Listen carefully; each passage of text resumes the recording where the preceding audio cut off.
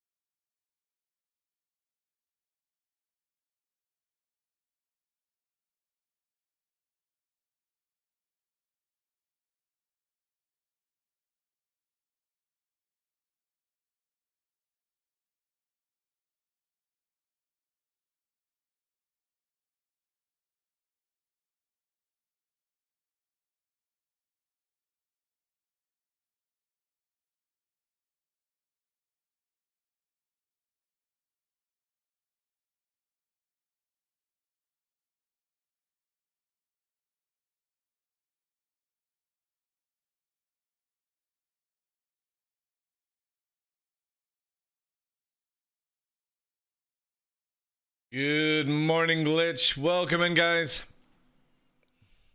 Just starting shortly. Woo.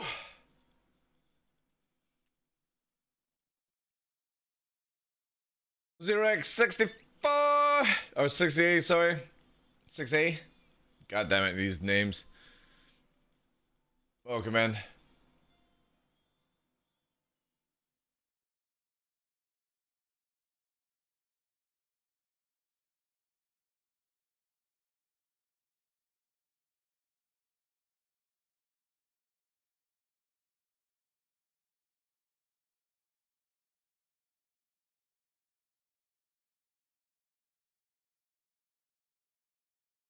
Ba-da-da-dum. Mackie, is that really any of your business? What somebody spends on their life?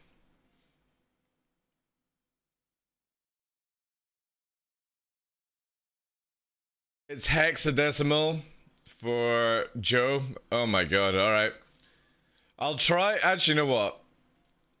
Let me see if I can actually. Captain, someone has gifted a Class 2 access pass. Hey, thank you, Basti. Let me try and.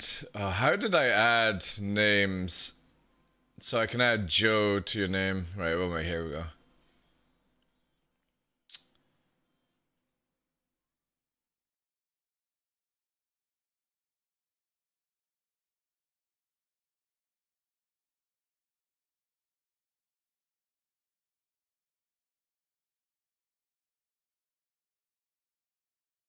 Alright. And then I'll do it here as well if we did. Right, so there we go. I've got Joe written there for your name. Let me put it here. We're in bracket. Joe. There. God damn it. God damn it, Joe. God damn it, Joe. You're making me having to go to 3 different systems to type your name. Alright. And then in bracket, Joe there. Right. Whatever chat screen I look to now, Joe, hexadecimal, I will now be able to remember what to say. People won't know what the hell I'm talking to, though. But yeah, thank you, Blasty, for gifting a sub to Joe. Appreciate that, dude. It's the second child of Elon Musk, yeah. Just curious, it's a sick setup. Thank you, dude. As I say to people, Mackie, I sold a big house, moved into a tiny house, treated myself to a nice computer. That's pretty much the story. One does not need to discuss the price. It's actually not as expensive as people think, really. Because a lot of these monitors are very, like, secondhand cheap. And then a lot of product, like the lights and stuff, companies actually send me. So, funnily enough, not actually that much money spent. On my end, anyway, I should say.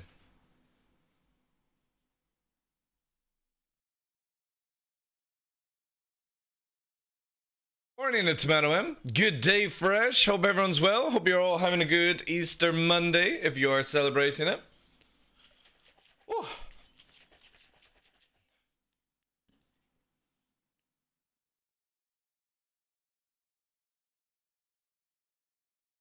Alright, nearly there.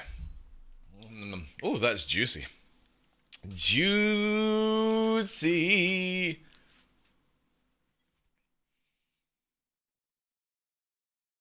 No problem, Joe. Appreciate it. Morning, Greg. See, I've got...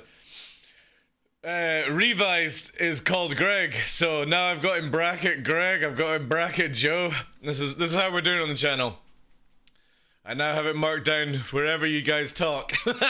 I know. The extent to what I have to do on this show. But it's easy. It's easy stuff.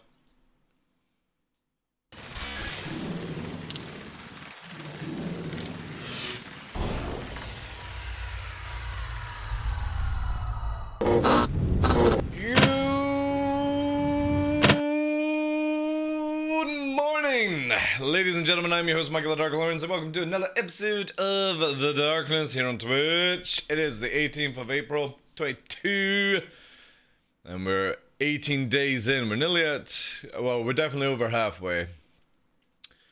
But we're rocking in, guys. Whew. Whew. Num. Awesome stuff. So yeah, hope everyone's having a good Easter holidays. Yeah, bracket man. I closed thing conveniently. I know. So yeah, we're 18 out of 30. We're getting there, guys. Getting there. Hopefully we'll get a patch within the next few days for Star Season. But yes. Let me just make sure everything's running.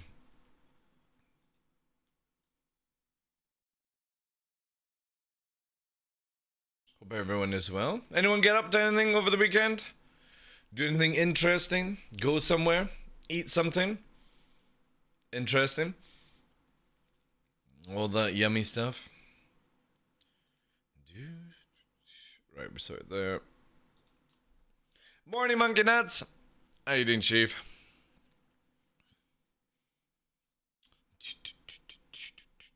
Yeah, we're solid. We're solid. I did a little trimming of beard today to make it a bit more easier. Mustache was out of control, so I cut it right back. Let it grow a couple more weeks. My bite, welcome in. I tried PTU at Fairycade, so I went back to live. Nice.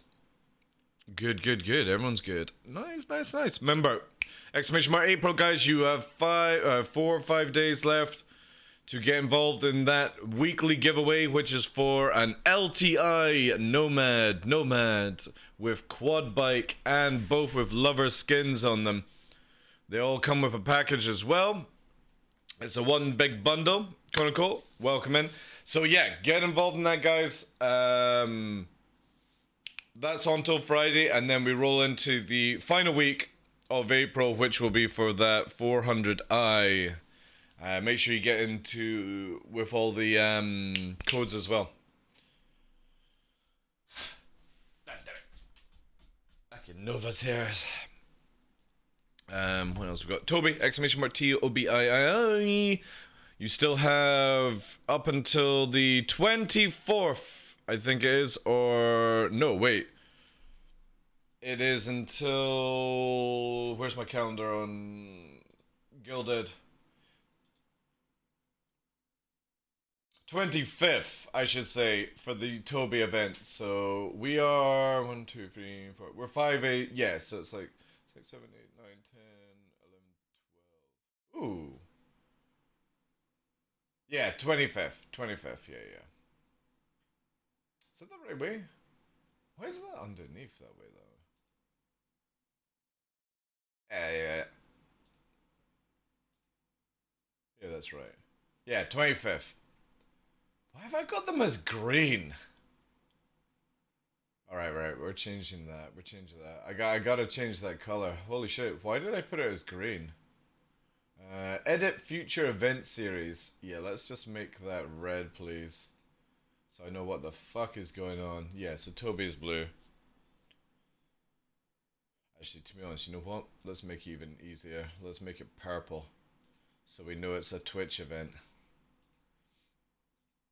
Yeah. There we go. Sorry, updating. Color scheme. Alright, so 25th is the Toby stuff. And we still got, like, you know, a couple of weeks. Awesome, awesome. Exclamation mark Toby if you want to get involved.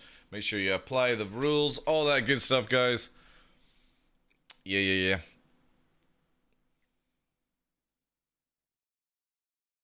Awesome. Right, so today, depending on what monkeys I can get available in the PTU, aka organization members, test bunnies, we'd like to do some more Black Ops in PTU, just to see how far we can go down the rabbit hole, because obviously it's best to do it in PTU before we go to live and it just becomes an absolute nightmare and all that jazz. So the idea is basically shutting down comms, doing some more outpost stuff, all that jazz. There's some other stuff I want to go over with the org tonight, but it's going to be off stream if people are around. I'll actually put that down.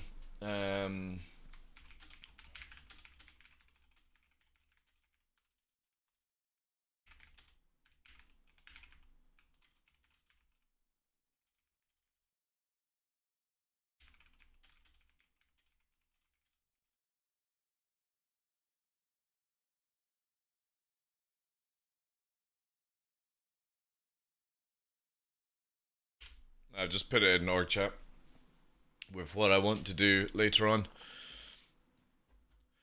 You good, gonna go? Good.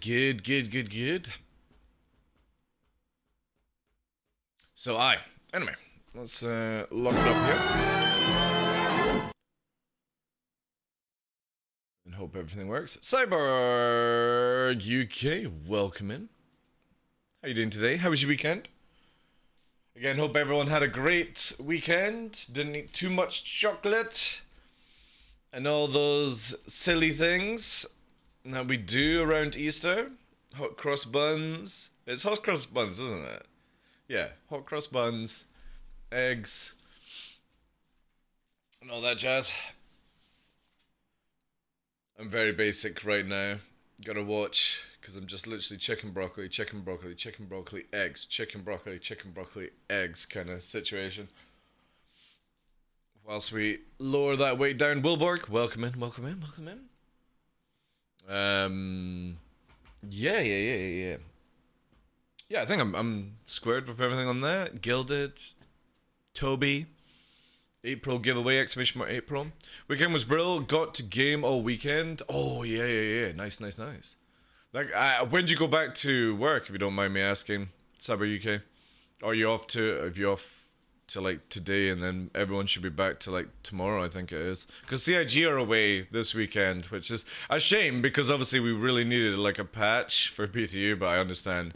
You're off to Wednesday. Nice. You need to get some chicken wonton soup. I wouldn't mind actually, to be honest, Simon. I could go for some chicken wonton. Or anything dumpling would be lovely right now. Yeah, CIG are off to, I think, Tuesday, so we should see a patch Wednesday kind of deal. Which would be good. Again, as I've discussed, there's only a few things that are major problems. One is like inventory kind of setup, all that jazz. Do I have what I need to do some stuff? My goodness, it just doesn't want to stay in the backpack. Or on the character. It keeps, what?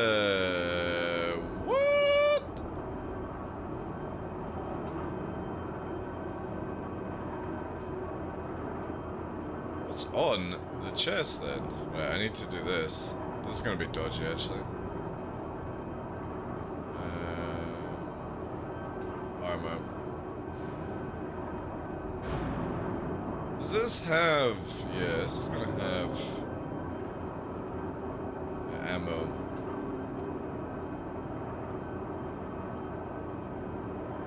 Yeah, so that's good. Okay, so we've got 2 mags on that. Utility.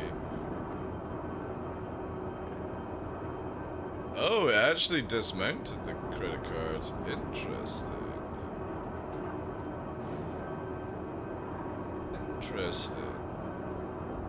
Still find it funny how the credit card sits on the armor, but with the current state of bugs and stuff like that, to be honest, it's not that bad.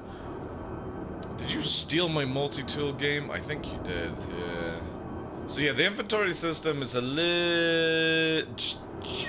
a little bit janky right now, and this is where I'm hoping like patches will fix this. I really wish I could.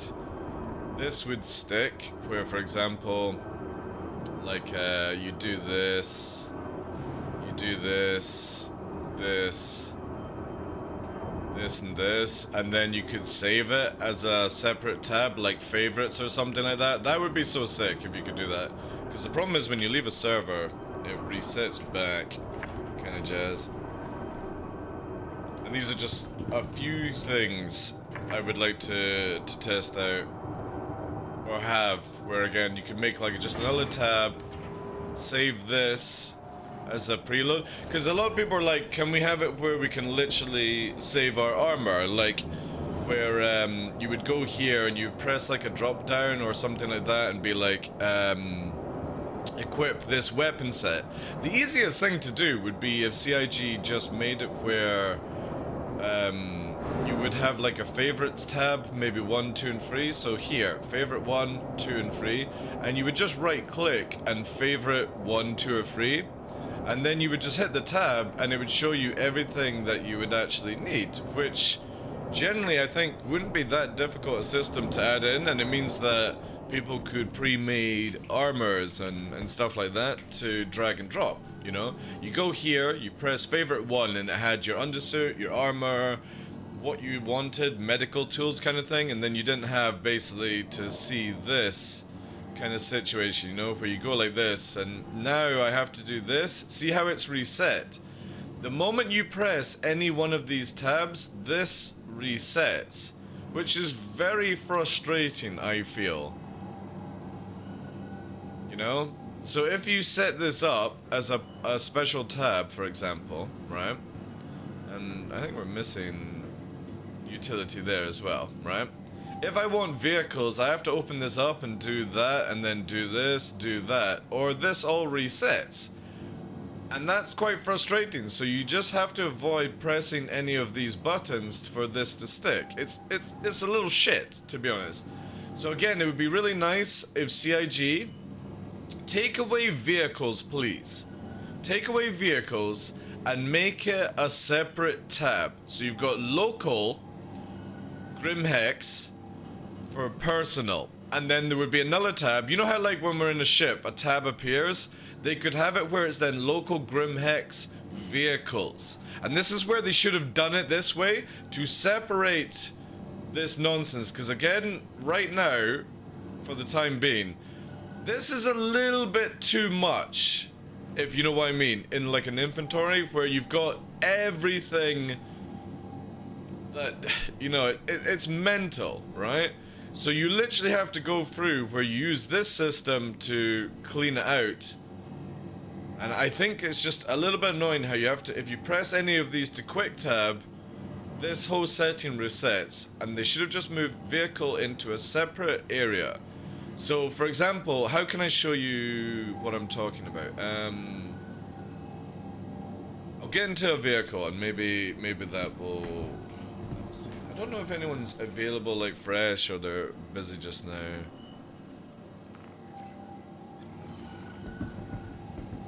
Welcome to the ASOC Vehicle Retrieval System.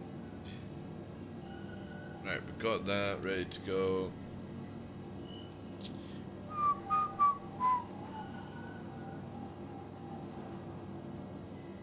Need these. Oh, we don't need it here.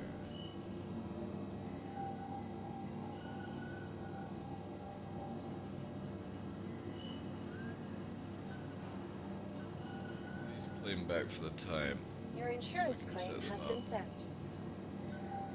Still need to try out the Shrike actually. Still need to test out the Shrike to see if it kills itself. That's definitely on the list and stuff. Imperium Panda, welcome in, welcome in. But yeah, we'll get the guys on. We'll do some stuff.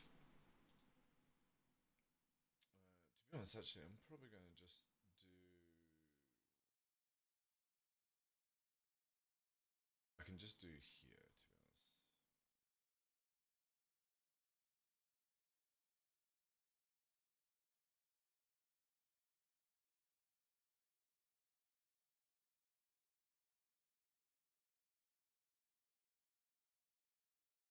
Edit channel, permissions. What does this have? Is this push to talk?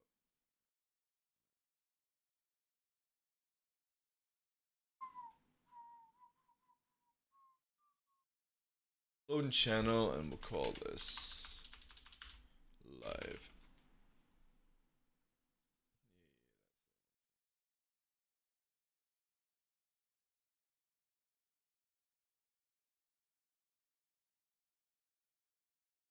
Alright guys, just quickly setting up something here.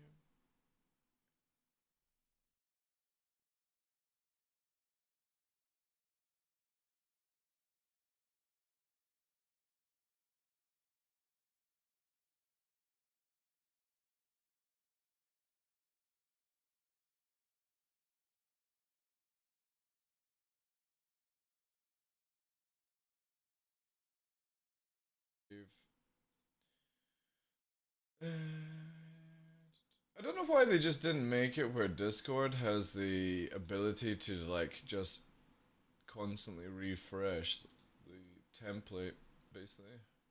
I'll go here. Alright, there. That should sort that out. Just to let people know I'm live.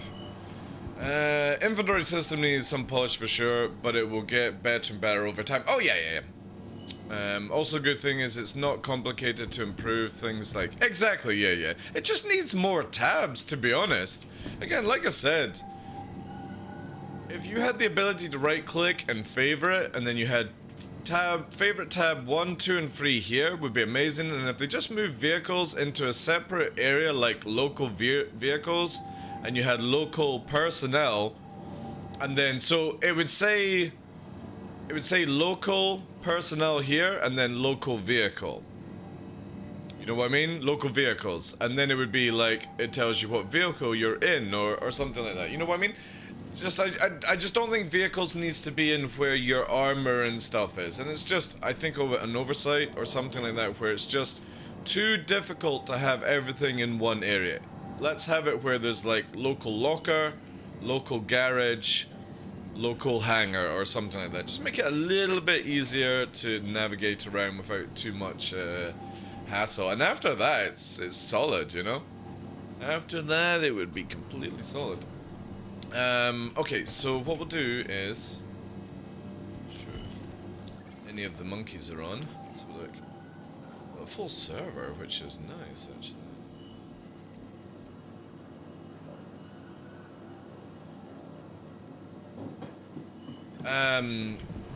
Welcome. Let's expedite the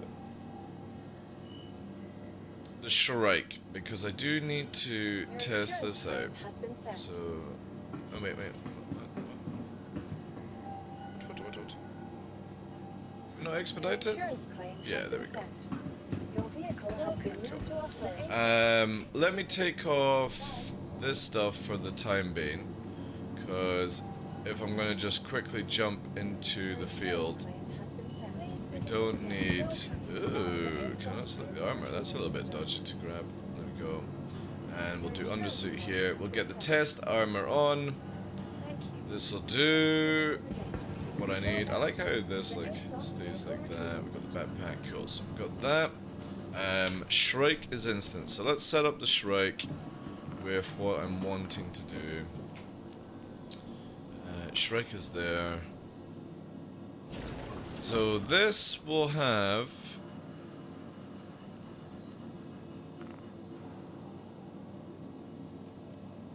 Yeah, we'll just take off this saber for the time being. That doesn't look that good. Is it?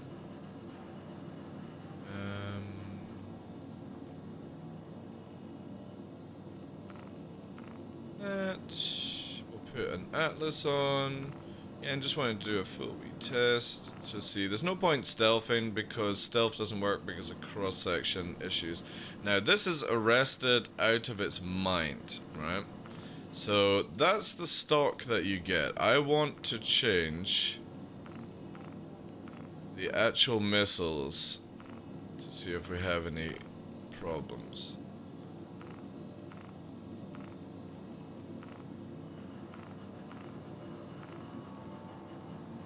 Now, will this allow me? Yeah, well.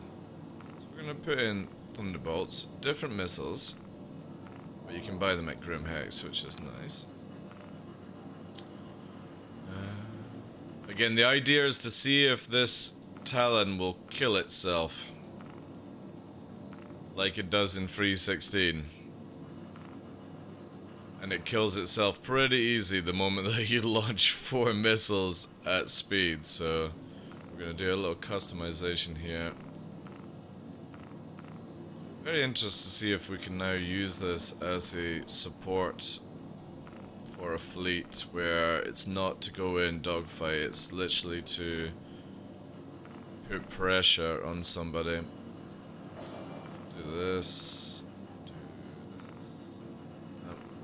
Pain. That's fine. And this is actually on the miss, so we're going to take them off here. Take them off our miss. But it's now bouncing them, which is fun. There we go. Now it's bounced there, so it's that one to do it legitly. So this doesn't update as well as I want it to do, so that's what, 1, 2, 3, I'm gonna go here just to make sure it goes over. Yeah, that should catch her. That's good. So we'll always do one above just to make sure it keeps updating and not causing issues. I can't wait until you can just like strip all.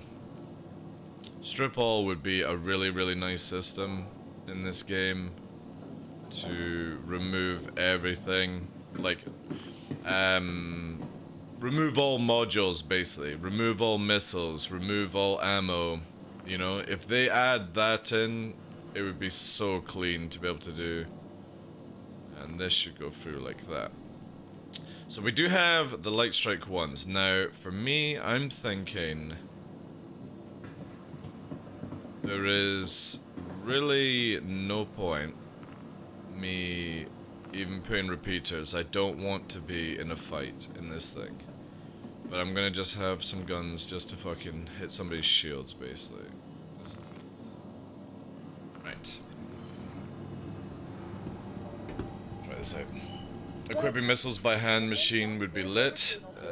Again, long as it, like, you have the ability to remove all missiles. Kind of jazz, you know what I mean? Where it's, it just doesn't take too long, or you see it happening, you know what I mean? Where you just push a button and it takes them off. Astro Chronicles, welcome in. How you doing today? P-Butt as well. I've been away for a week. Is the giveaway still on the go? Yes, we have a giveaway every week, P-Butt. So if you were not here, we've given away a Cutlass Steel, Saber. This week is for a Nomad and Quad Bike that comes together with Lover Skins, just in case that's what you want. And next week is for a 400i, and then we're out of giveaways until I get 4. Like for me, I've got the Starfarer to give away, but I'm gonna wait until we have 4 giveaways and do another back-to-back setup. That's what I'm doing. I'm not just gonna keep firing out giveaways the moment that CIG give me the items. I'm gonna wait until we have 4 and just keep doing it every month like that to promote the channel and give back to the community and all that jazz. So yeah. We finish off at the 400i and then we'll stockpile once more. I got a pretty sick view saved for this. However, I'm not sure if you can actually do it. Yeah, you can't seem to do it in the hangar for some reason, which is frustrating.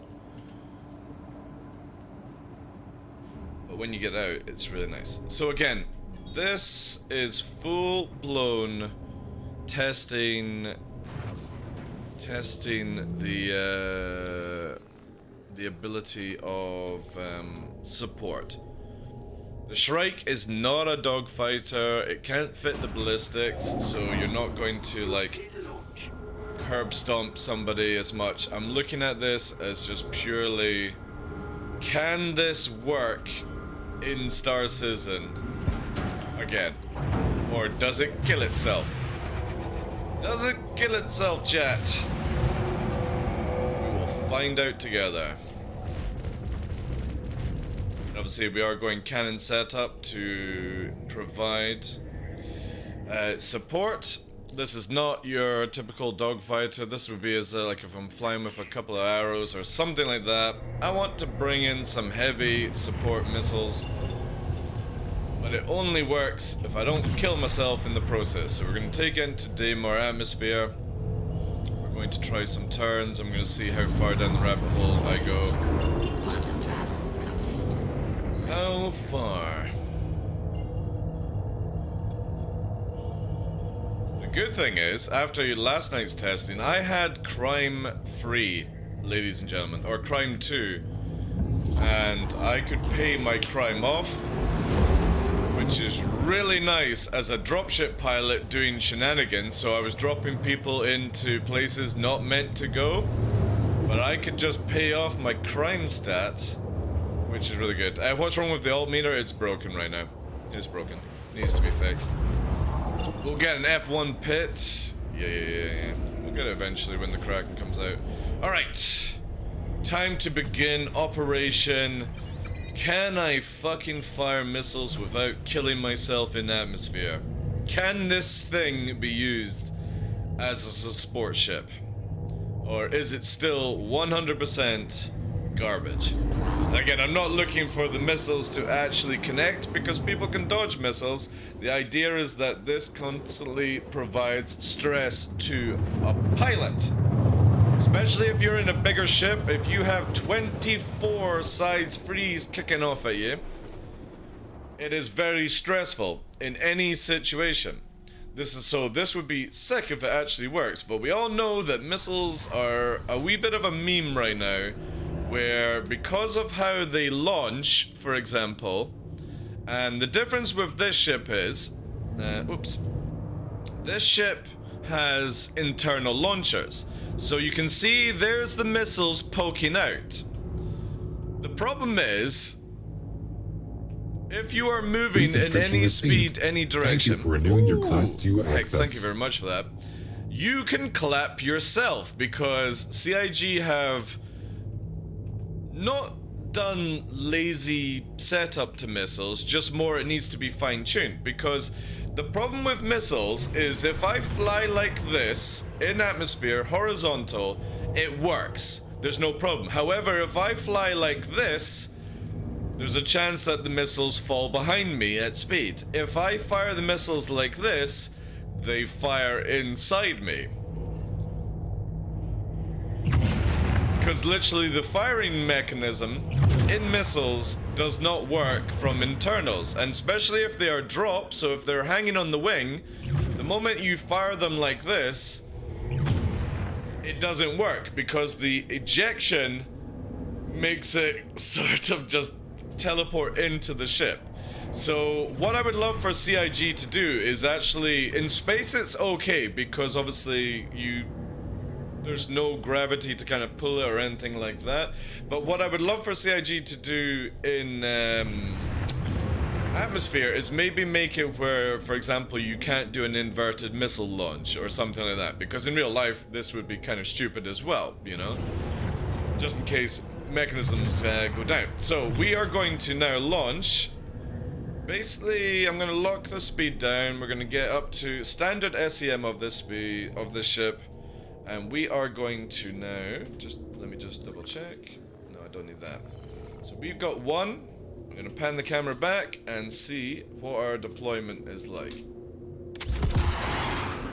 Now, did you see that? I'm going to SEM speed. That missile dropped.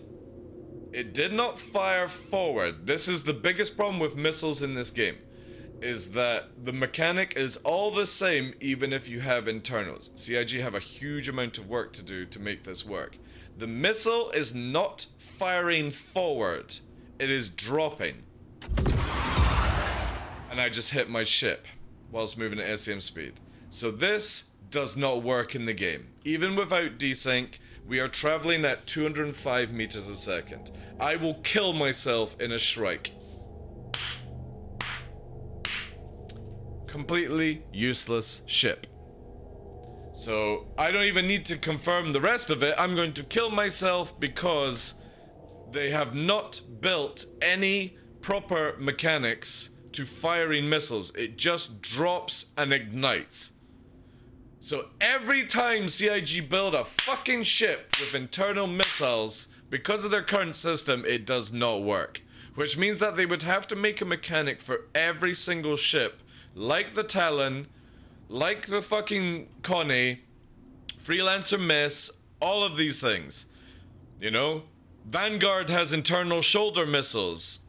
It's so stupid how this is set up. Where again, I just hit myself again, guys, because the missile is just fucking smacking off my own ship.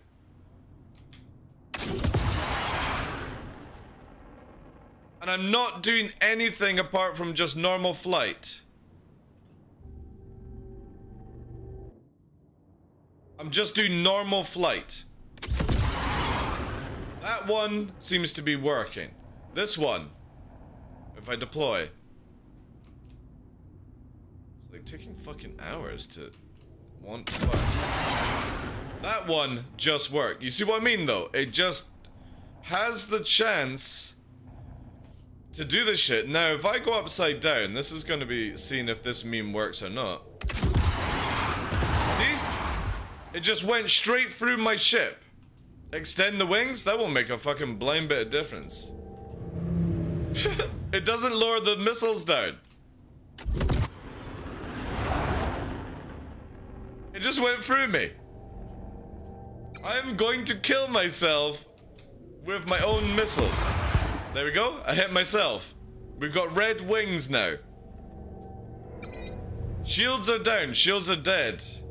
One more. I'm only traveling at 206. Heaven forbid what happens when you travel faster. Hey, load those missiles. It's so sketchy. Like, I don't understand why CIG can't make it where it fucking pelts out forward and it has to do this drop. How fucking sketchy is that shit? And this is what a lot of people don't realize when they're clapping themselves with missiles.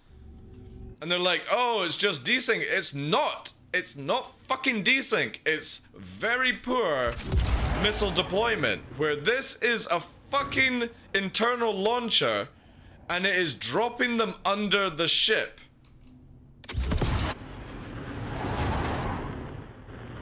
And then it's teleporting miles backwards before it gets up to speed.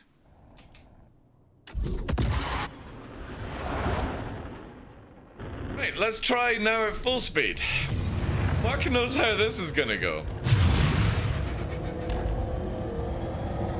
We're up to 700 meters a second now.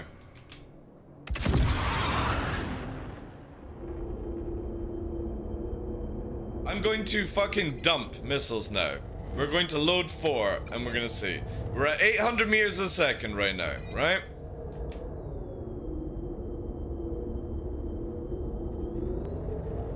Alright, it's got a big fucking cooldown for some reason. I wonder if this is loading the missiles into the system. Holy shit, that's a big cooldown. Alright, here we go. Now it's loading. 900 meters a second. Let's bring her back down. Oh, it's not firing. It will not fire them for some reason. Let's load 2 at a time.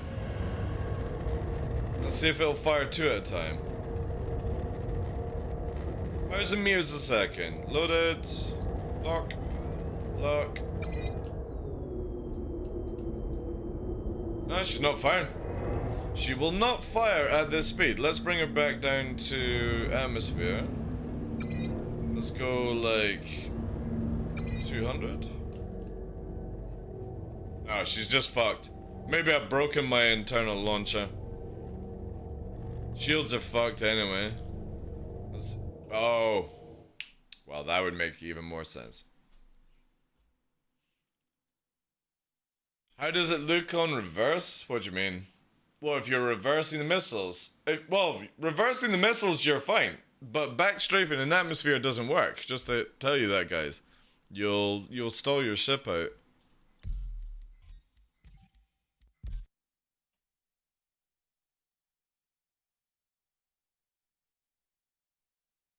Yeah, if you're flying backwards, you have a much better chance at survival, Astro. But you know what I mean. We're at the stage where that is pretty sketchy shit. You know, again, you've got the launchers that are like internal on the Shrike, and they need to fire forward, not drop. Every single launcher mechanic in CIG's book right now is launch up or launch down. So in a Freelancer miss, it launches up, but the problem is sometimes it launches up half the site and the missiles donk off the fucking top of the Freelancer and explode on it. The 600, Connie does the same thing where you've got the launchers like that, but again, sometimes depending on the angle you're flying, they launch and they just go straight through your hull and explode the ship. We are not getting any clear launches on the actual missiles. And that's the biggest issue right now. So anything like the Vanguard opens up its shoulders and it drops them into the hull and flies out, and you've got a good chance of blowing yourself up. And it's the same with like a torpedo on a Harbinger. It won't drop really far before it launches.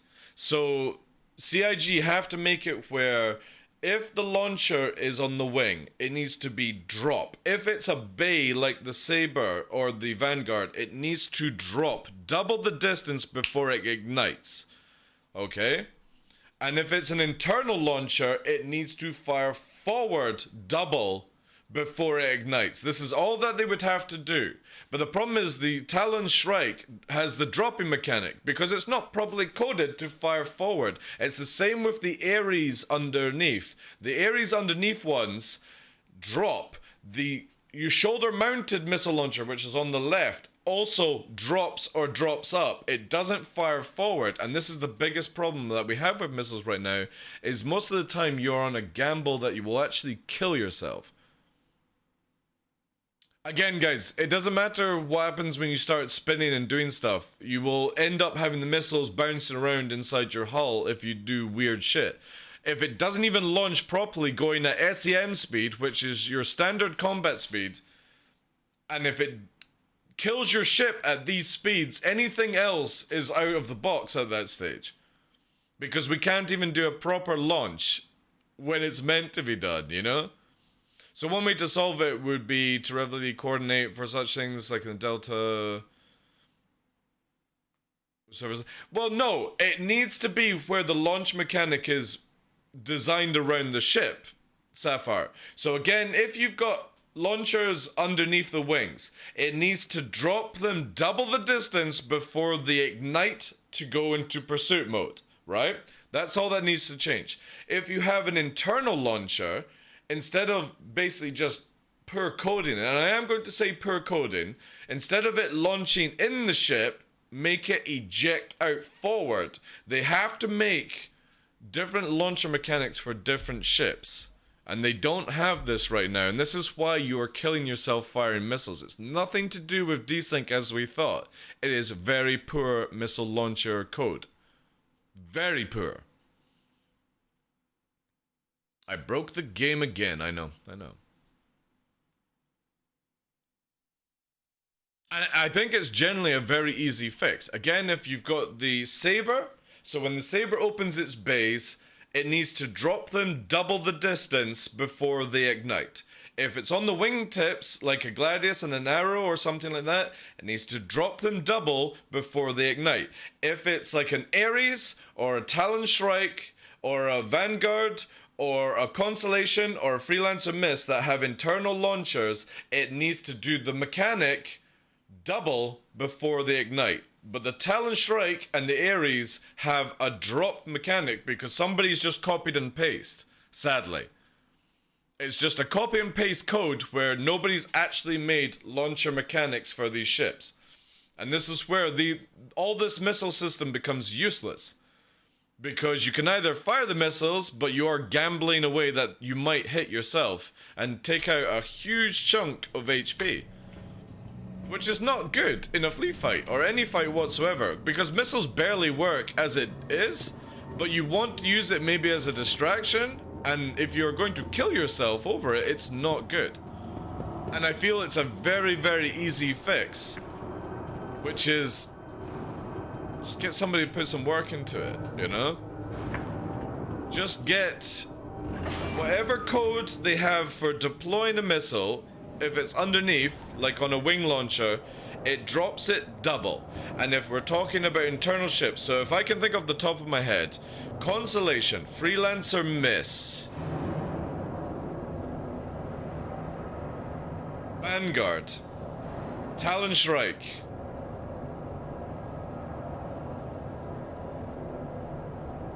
Gladiator, Harbinger. Anything else? Retaliator. Anything else with internal base? I think that's it. Redeemer. Redeemer as well. Does Akati have internal base? I think it's just got wingtip launchers. Anyone know if it's got internal? Anything that has tubes, yeah. I think that's it. It has some on the top, so it's like what? 9 ships, 10 ships, Eclipse, 10 ships, 10 ships that have really bad launcher coding that needs to be slightly adjusted. Numbers. Yeah, it's only 10 ships if you think about it. Nomad has it. There we go. So we're 11. Scorpius is going to have internal tubes. Yes, so that's going to be 12. So it's not, you know what I mean? It's not like I'm asking for a huge amount of work to be done. It's 12 ship codes databases to go through and just make the extension of how it launches double in number. That's all they have to do. No, I added Saber in. So I have 12 in my head. So 1, 2, 3,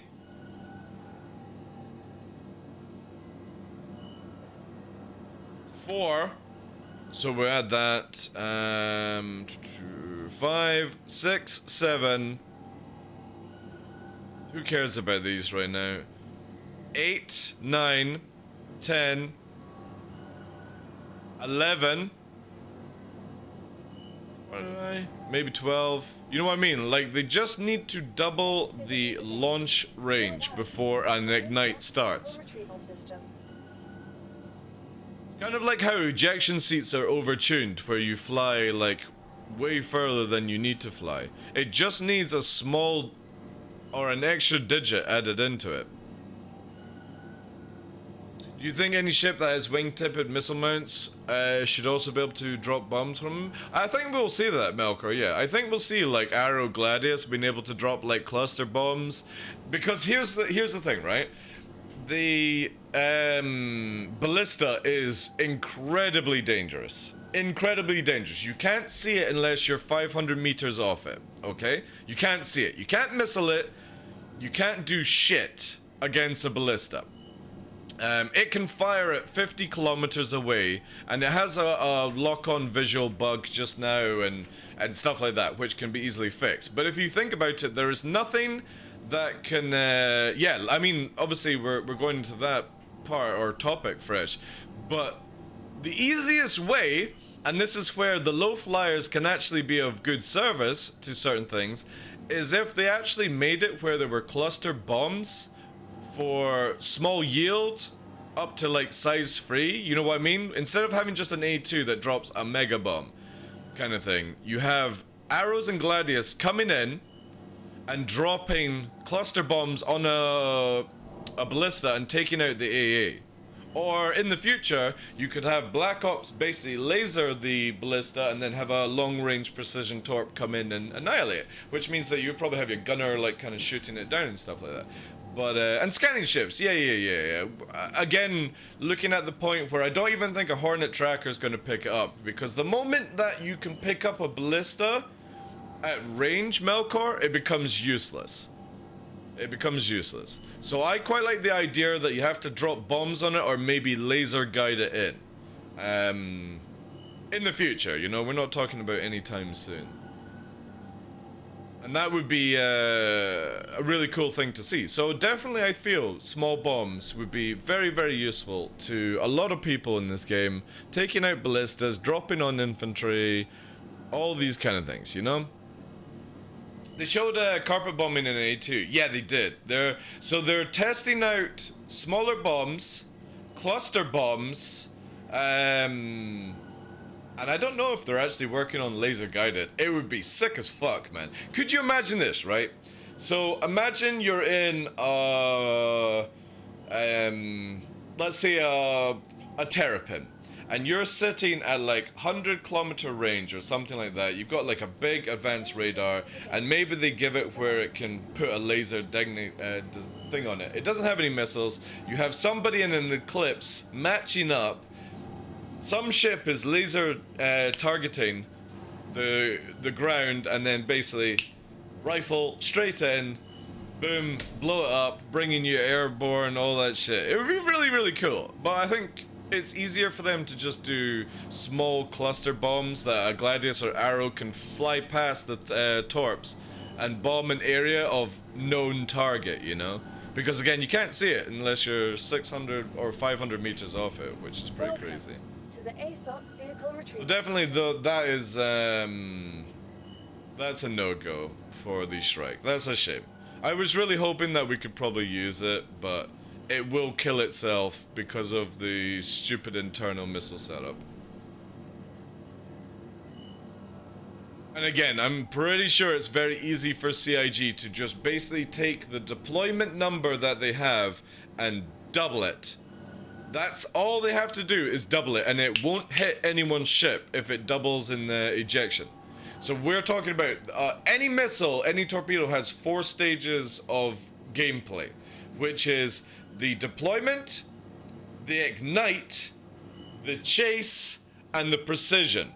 And then obviously at the end of it you could call the kill or the explosive. 5 if you really wanted to get technical. So it's launch, ignite, then it goes into the chase mode where it will go, you know, out at a certain speed to preserve fuel, and then it will acquire on you at a certain range and go into precision mode, which is when it comes in faster and it can bypass you easier. And then there's the explosive part if you want to go into the 5 stages of it. What I'm talking about is CIG need to make it where the deployment is double the distance before they ignite. And then we shouldn't have missiles killing each other. Unless it, like, gets stuck internally or something like that. But that's another meme for another story.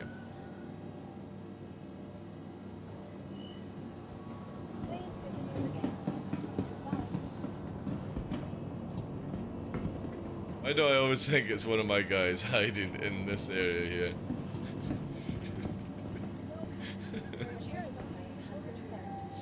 I also like to see something like... It's fucking correct, like... I also like to see something like napalm bombs in center room. Well, again, we start going into weird shit if we start doing that Melkor, you know what I mean? Like, think about it this way, right? We have undersuits that can deal with, what, minus 150 or something like that on microtech. We also have heat suits that can deal with ridiculous temperatures. So technically, napalm incendiary is useless in Star Citizen. Plus, you also can't napalm or incendiary anything on like a moon that has no atmosphere. It would just sort of like do fuck all, basically. It would burn out way too fast. So again, when you've got like the Pembroke or something like that that can deal with I can't remember which is the one that you can basically stand in lava kind of temperatures. Napalm just literally becomes the most useless pile of shit against somebody wearing that armor. True, yeah, they could do space magic and make it... but you know what I mean? You can't have an undersuit that can literally put you pretty much on the fucking sun for heat. You know, or near a sun, basically. And then, because then napalm just becomes a meme at that stage. It would do nothing to these suits. Plasma, yeah, I mean, you could get, like, plasma weapons, yeah. But we're talking about where it would have to be, you know, fucking crazy shit at that stage.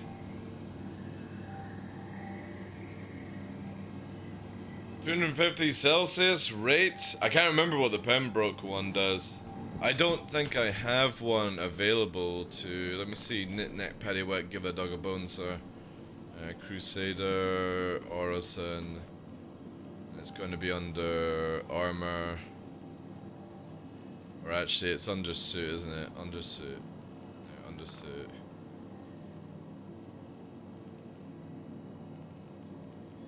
Is that it there? 220. Oh no, that's under. Does this work in minus 75 or no? 250. Which is the one? Which is like nuts. I don't think I've got a Pembroke.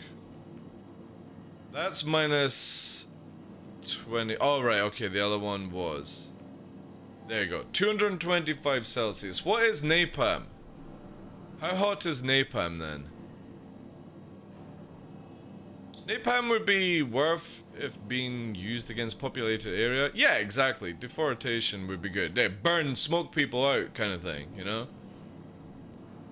Anyone know the temperature of napalm?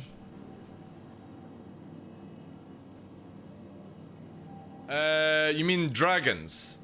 There's no bombs. Mums at size 4. You talking about dragons? Napalm is that. Alright, okay. Possibly then. The thing is, I've got to take into account this also deals with, you know, like other things, not just temperature. This is like a temperature rating thing.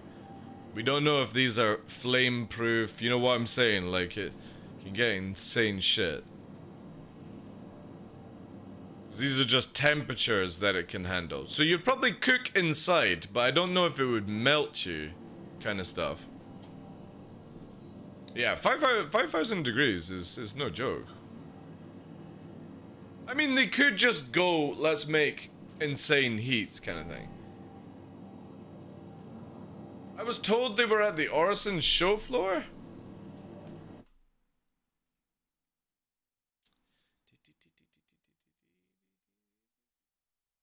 You know what they're called? Or were they just on the show, mums? I haven't heard anything about size 4 bombs being added in. It'd be kind of cool if it is. Would be cool, guys. Right, so this can take size 4. Let's go up to there. No. It's going to be there. No. There is the new dragon, though, but it's not a bomb.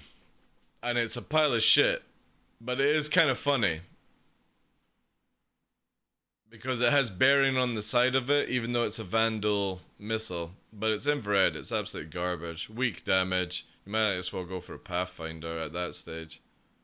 Like, it just doesn't offer it. I mean, the lock-on range is cool in a dragon, but it's like, whatever. This one's 17 for 200 more damage.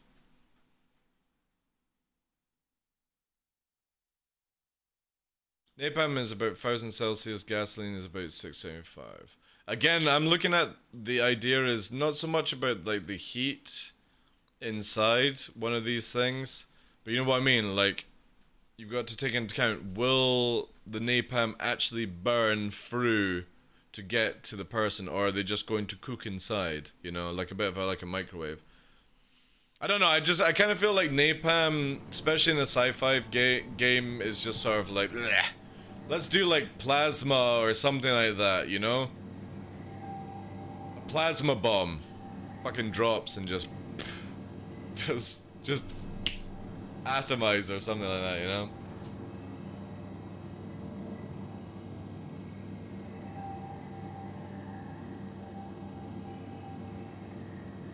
I mean, I'm not against it. I just think that for a sci-fi game, let's maybe not use weapons from like Vietnam kind of era.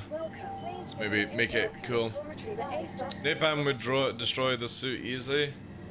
Again, the thing with napalm you gotta remember is that it's a sticky substance, so you know, yes, it does kind of like scorch the area, but it has to really get hold. And how well is it going to work inside like a moon or something like that? I think it'd just be cooler to go with something a little bit more futuristic idea, you know. And the same sort of thing, you know, you want to drop and stuff.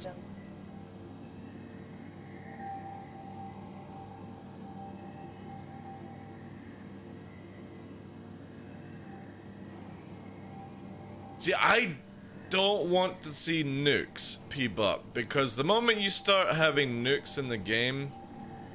Also, are you guys fucking around on the server? What are you guys doing? Who is here? Is it Greg and is it Fresh? I kind of feel like they're both memeing. We've got Greg. Let's get Greg on this one. Not Fresh either.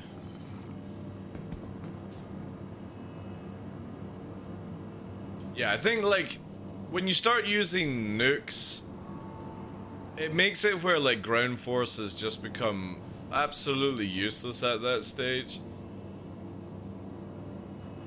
I mean, we've already, like, the mob, the size 9 that drops out the, or is it the size 10 that drops out the A2, has like a cool kind of like mushroom cloud kind of effect to it, blinding light, you know? I mean, nukes in space, because we could do like the Star Trek with like the photon torpedoes and all that jazz, you know what I mean? 3D printed programmable matter, thermite can burn even in space. Be used to confuse sensors and overheat other ships. Yeah.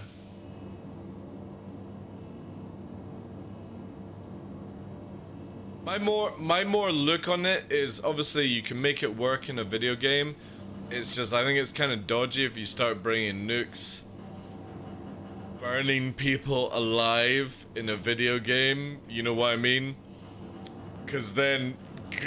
Do people run around screaming and you see their suits kind of melt, or do they just flop to the ground? If they just flop to the ground and you revive them, I kind of feel like napalm and that stuff goes out the window, if you know what I mean. It kind of be like, well, why don't we just drop a bomb or something like that and that shit, you know? We need Death Star sponsored by Nord. Full. World War II in space needs nukes though. True, I know. But you start going, yeah, nukes, chemical weapons, or biological weapons just seem like they would open up. Yeah, exactly, yeah.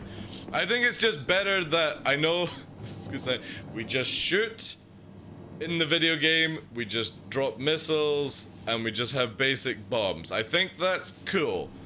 But I really don't... We have like flash bombs where it's like a skeleton, it's like, ah! Fucking... just instant atomized kind of thing, you know. What was it? It was the Arnie movie. Begins with an E. A Razor. Was it a Razor where Arnie had the two guns, and when he fired them like railguns, somebody just turned into a skeleton, basically? Was it that movie? Or I'm thinking of something else. That would be kind of cool, you know. Remember creating viruses in biological labs as part of science gameplay, so why not? Again, because you start going into a weird discussion where as much as we would accept it as a video game, you're going to get a lot of people going, you know what I mean, like, there are other ways to do it sometimes, you know? You think by the time we get to interstellar travel, we'd figure out how to not be jackasses? We're in the future, damn it. I know. Who's this? This is a big Powerpuff Girl. This is Greg. Oh, Greg's flying somewhere. Where's Greg flying to? Where are you going, Greg? Greg's off on a shopping run. Can't see them going the virus route post-COVID. Yeah, I know, like... I kind of feel that maybe just leave Wolfenstein games to the crazy stuff, you know? And let's just have simple ways of doing things. Right, I need to swap this one out as well. Might do some more shopping, to be honest. To get some items. Do I have something that I can just do a quick... carry? I wonder if the miss would be able to carry what I'm thinking of carrying. The 400i might. I wonder if I can... No, because I'm talking about large modules. Shit. I'm gonna have to take the Deemer. Yeah, I'll have to take the Deemer solo to go and get it. Fuck. Alright, I'll do that then. I'm sure the first thing that trolls would do is try to replicate. Yeah, I know. Could you imagine, like, machinima videos or, like, fan-made videos if we start having that? No. Let's keep nasty things out of the game if possible. Just keep it to very simple things where people can't be too judgmental. I know people are always going to be in that state, but yeah, you know what I mean? The last thing... I mean... as much as I know what they're wanting to do, I personally don't think there will be slave trading in this game. As much as I can understand that it's a video game, all that jazz, I feel that it might cause issues. You know? I think, and even with the idea of it being like aliens doing it and stuff like that, I get it. But again, if you have looked in the past 2 years, sensitive topics can get quite out of hand, to be honest. Do you need that in a video game as well? I think it's just any excuse at that stage for somebody to go crazy, you know? You are clear to launch. We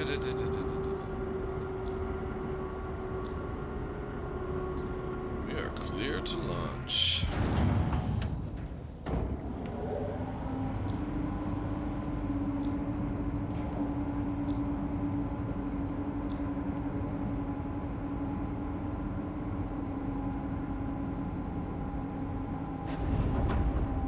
If they can do it, they'll do it, yeah.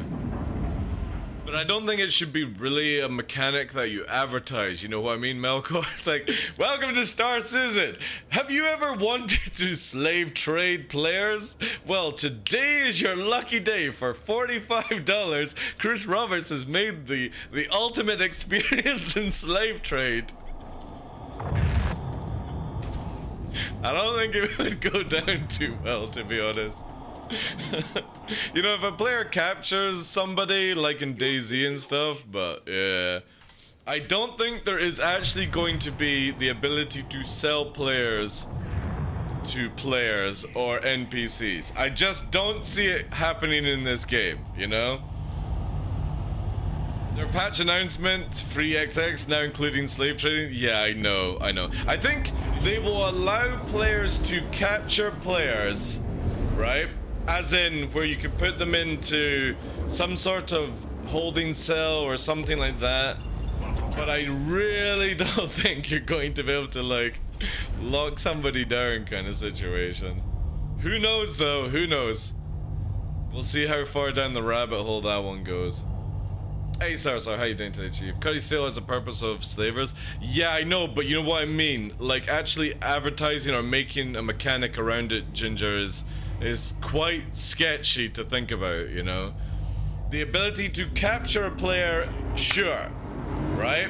Capture a player and put them in jail, sure. But slave trading in a video game, I'm not sure it would work, to be honest. I'm pretty sure people would have a heart attack with that one. As soon as they look at down the rabbit hole, this game would become infinitely more toxic. Yeah.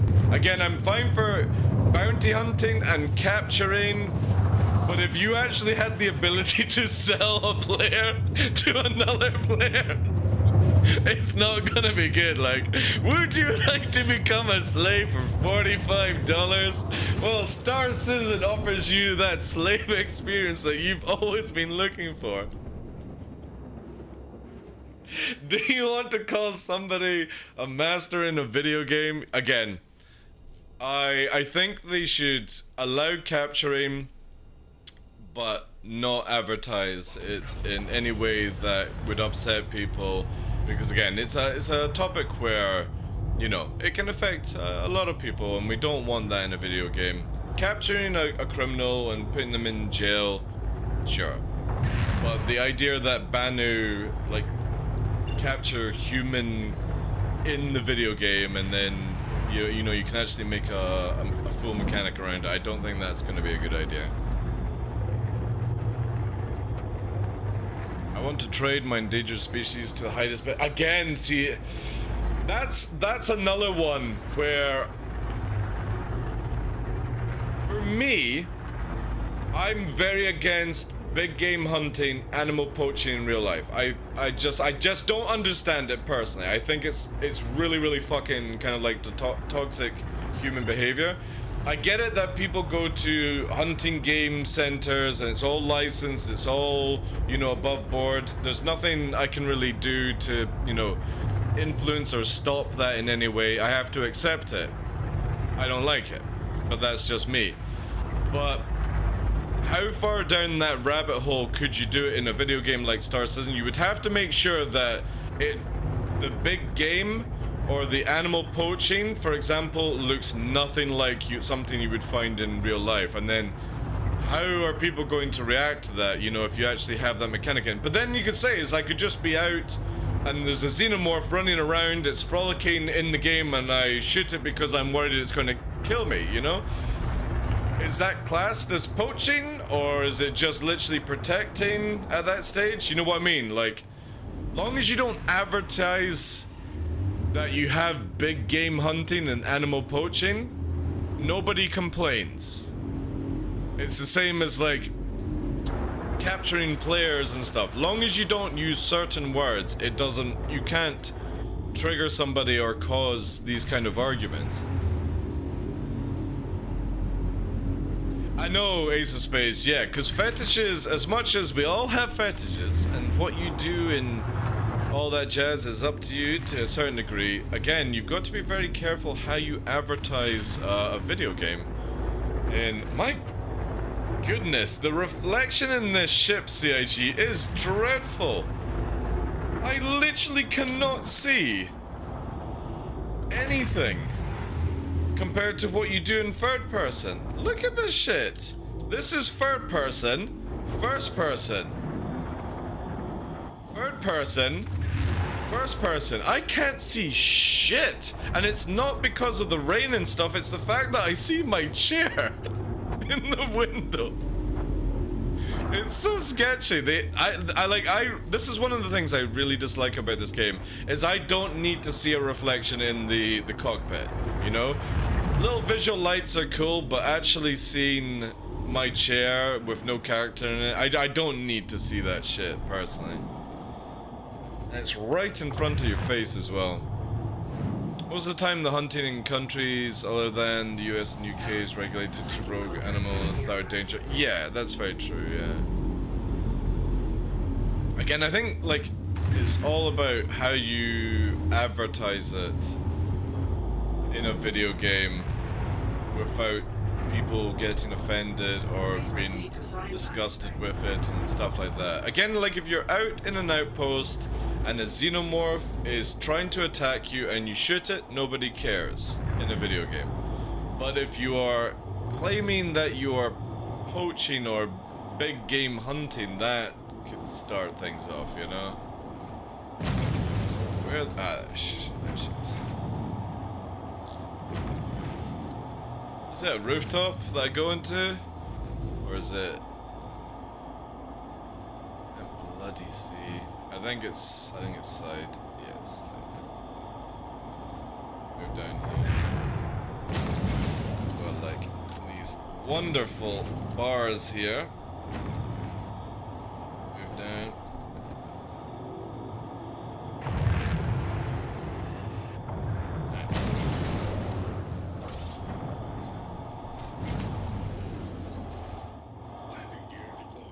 Landing gear deployed. Let's cut these lights too.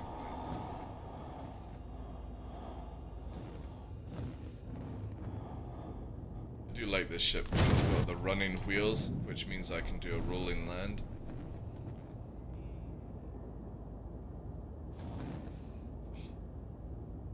Gorgeous. Right. Let's go shopping. Complete.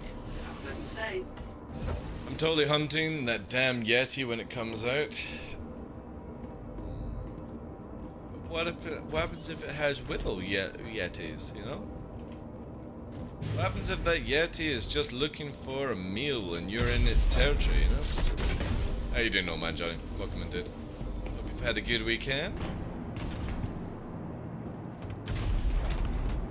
You could add these things in with... Again, like, I don't think anyone would care about players capturing other players and maybe doing certain things with players. But it's if you advertise it in a game saying, right, we offer you a mechanic called slave trading. We offer you a mechanic big game hunting. We offer you a mechanic, you know, poaching. That's where I think people would start having a little bit more to say on it. But if you're like, you can go and defend yourself against an animal attacking you in the game, people are like, oh cool, well the animal's attacking kind of thing, you know? Oh, you can capture a player and you can, you know, put them in prison. Oh, that's fine, you know? You know what I mean? Yeah, no, we don't want taxidermy stuffed whales floating in space. No, that's not gonna go well, like. Would you like to play Star Citizen and start taxidermying fucking floating space whales for $45? Chris Roberts. Yeah, that's not. People are not gonna enjoy that. I know, like, people, like, for me, I'm not a big thing, like, where taxidermy, you know, it happens kind of thing. Like, if somebody, I personally don't understand why, but I do know that there are a lot of people that maybe have like a pet that they, or an animal that they lose. They do get, you know, taxidermy done, and they have it sitting on top of their mantelpiece. I ain't one to judge. If that's how people deal with their ways, and there are a lot of people that do it, if that's their way of having to get around laws and stuff, that's fine. Always found it weird, like going into somebody's house and you just see like a cat like that sitting behind the TV, and you're like, what the fuck is going on here? Why is it in such a strange position? Or did you guys see that video of where the guy turned his cat into a drone? I personally, I'm against something like that. You know what I mean? Like, if you're gonna keep it in your house and you know it's for whatever reasons, but the dude turned his dead cat into a flying drone, taxidermied it, and it's like that, coming across the fucking sky at you. Like, could you imagine you're fucking walking your dog and you see a fucking flying dead cat coming through the sky? It's insane, man, to think that some people do this. Again, keep it in your house, cool beans, you know? But yeah, it's like, that is of things of nightmare fuel. A flying fucking cat buzzing around you. It's, yeah. Cause then it goes crazy. Once people start doing that shit, you'll start having fucking snakes and spiders in drone form, you know? Like, imagine a bird-eating spider, you know, they're pretty big, they're like that. Imagine if you fucking taxidermy the shit out of it and turn it into a small fucking drone. People could, again, yeah, it's, that shit just shouldn't be allowed, as far as I'm concerned. If you want to do it and keep it in your house and it's on your TV or your mantelpiece, cool beans. It doesn't hurt anyone there, but a flying cat drone is the most craziest thing. Fish drones, yeah, again, like, it just goes down a rabbit hole of, alright, I can see what you're trying to do, I can kind of see the joke, you know, but somebody that is scared of cats, especially a flying cat, could have, like, an injury, which is not alright, you know. Right, so you're saying there was bombs in Orison. I think people may be just mistaken mums, you know? Maybe something that looks like a bomb? That's kind of cool. I can't recall if I've seen anything here that resembles a bomb that you can see. Unless I'm looking in a duller place. Anyway, I'll get the modules that I'm here for.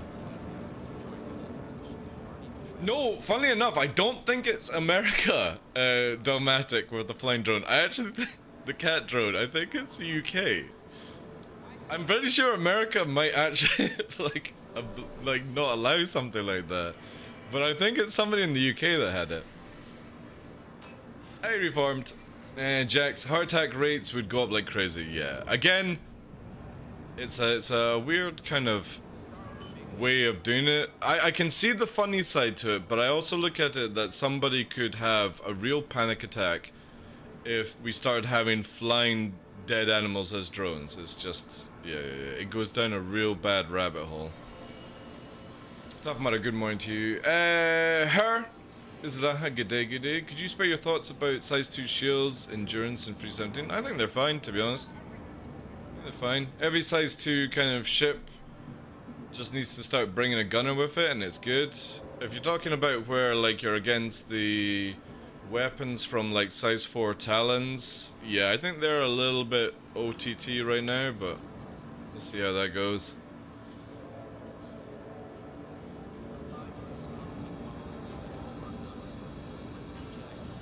It's the size 3 bomb at the showroom console called Thunderball Bomb. We'll be testing later. Alright. So it's...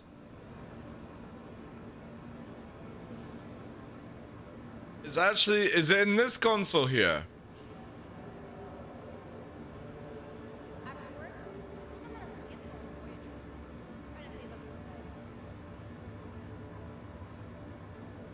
Crusader Showroom. I don't know where that is, but if you guys can, let me get my components, and then you guys can tell me where it is. Power plant.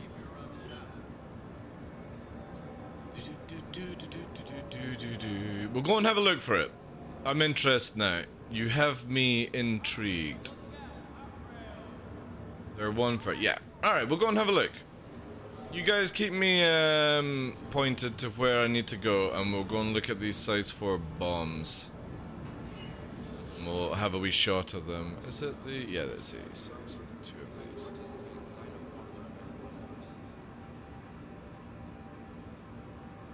About getting shut down by EMP with shields up.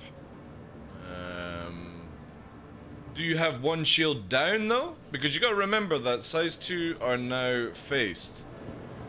Again, you've got 2 faces, so if you have one shield down, you get EMP'd, and you got your front shield up, that's tough tits on you. That's just you getting EMP'd correctly. Imagine a flying fucking cow. I know, that's where it goes. Right, so out of Cousin Crows, where do I go to the Crusader Showroom? You walk through the Crusader Showroom to get to the Crows. This is the Crusader Showroom, you're saying? I think the showroom is right where you are, isn't it? Yeah. I don't know. I always thought this is the Crusader showroom. I don't think so, but I think the Crusader place is where you actually see the ships, like, more than this kind of thing. But, I don't know. Whereabouts is it, Johnny? Mums? It's on a different platform where the hospital is. Thank you, guys. I'll go to the hospital then.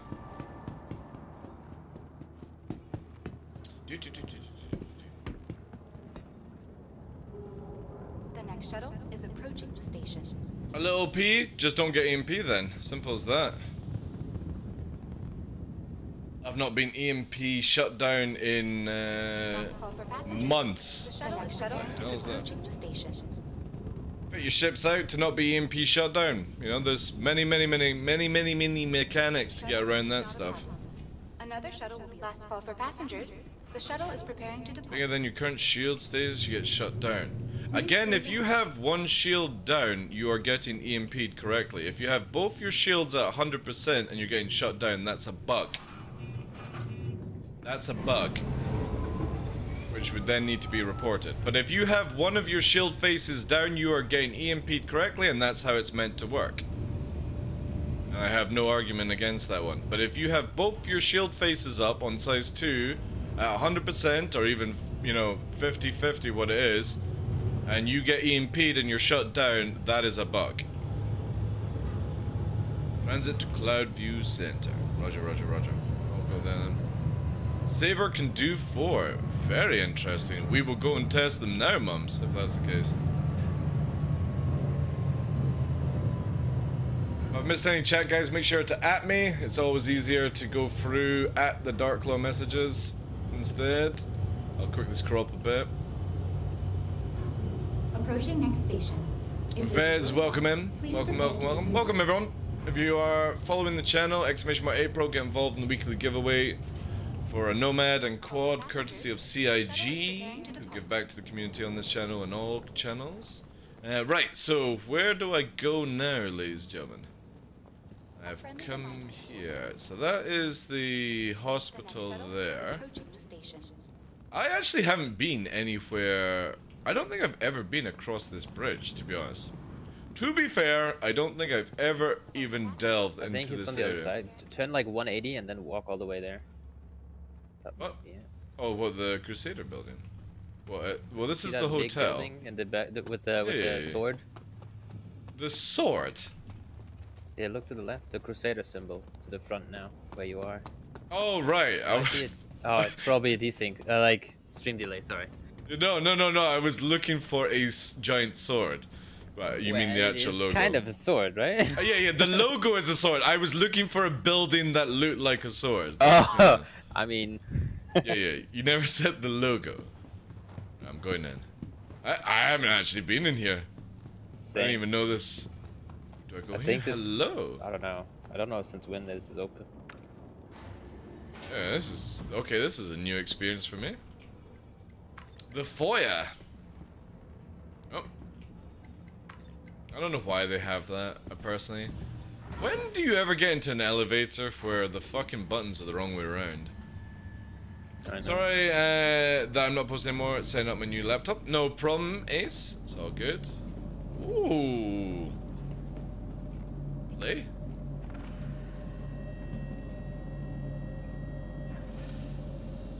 What the fuck?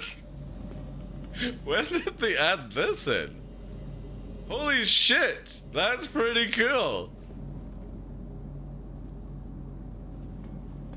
Kind of over the top, but I like it. Holy crap, I didn't know that this was actually in the game. Can you walk in there? No, you can't. What the fuck? There's bombs. That's a fucking 10. Holy shit.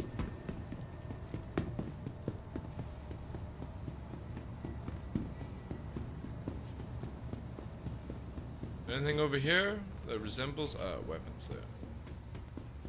I didn't even know that they had a showroom, to be honest. It's not something I look for in the video game.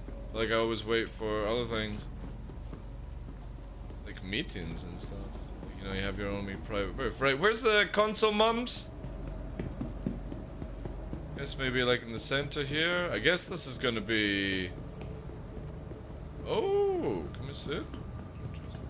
I don't know why it's not in then. Over here, maybe. Sales and information. It's more like a bowling alley to me. Yes. Oh. But to pull a tough mudder and fly away. Ah, there's the console.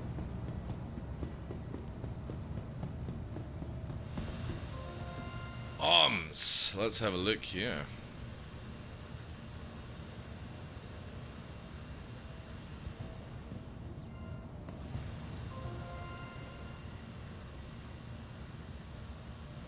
Holy shit, size-free Thunderball bombs.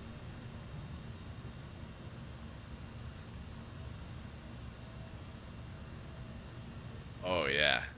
We are taking some bombs. So if they're size-free, I should be able to take... How many can you take on the saber? 4. 4. It's 2 size 4s or 4 size 3s. Yeah. So we need, there's size 4s and I need the freeze. There we go. 2 of these launchers. I'll take 4 just for the sake of it.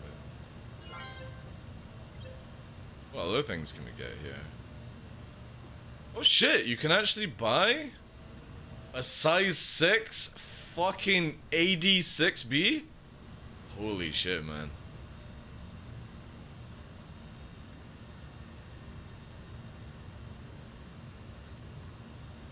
You actually don't even need to go to Hurl 5. You can Yeah, just buy I'm them seeing from that right Crusader. Yeah. What other missiles do they have? Chaos, Argos, Arrestor, Assailant, Dominator. Holy shit, they've got dummies here. Yeah, we basically. Pioneer. Yeah, you don't need. You only need to go to Hurl 5 now for an Atlas. You could probably get away with Thingybob. That's pretty cool. All right, time. We came here to do some testing for the Redeemer. It looks like we're dropping bombs.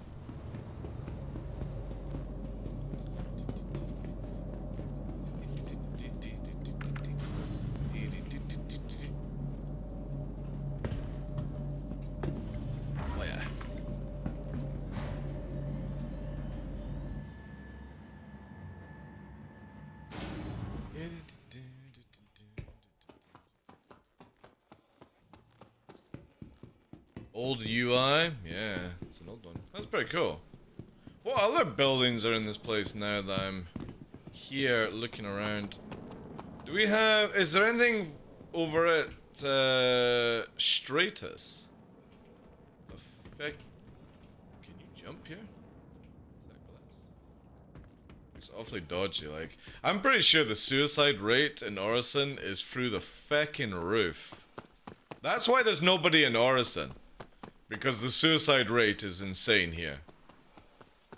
Like, I just don't understand how I could literally just run here and flop off. I mean, what happens if there was children playing basketball, you know?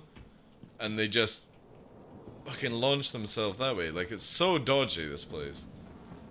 No safety whatsoever. What's this? Right there? We go in here?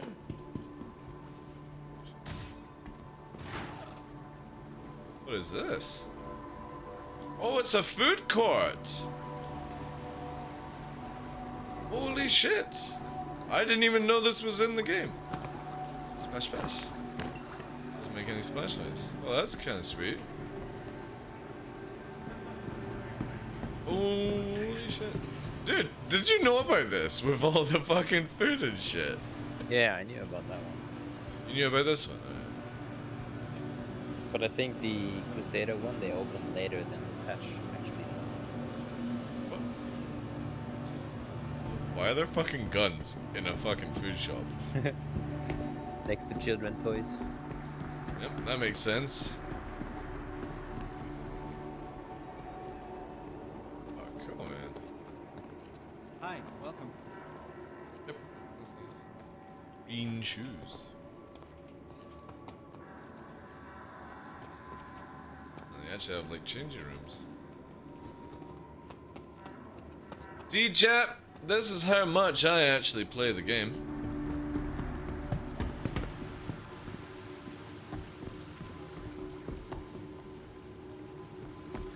We're heading off in a second, guys.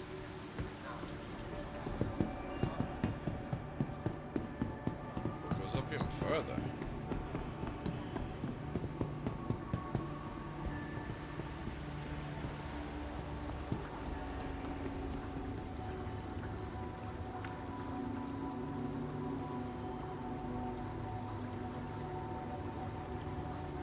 Is this game worth buying?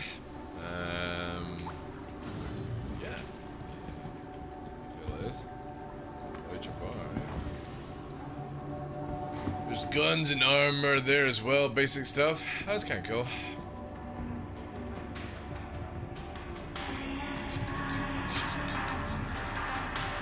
Oh shit.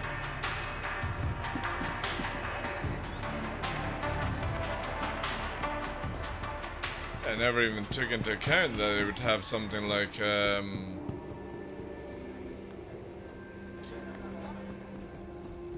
what's... Ooh.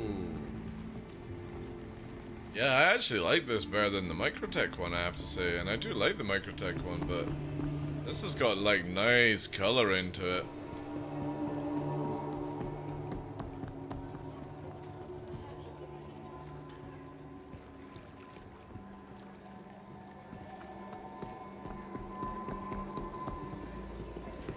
Yeah, this is pretty sick.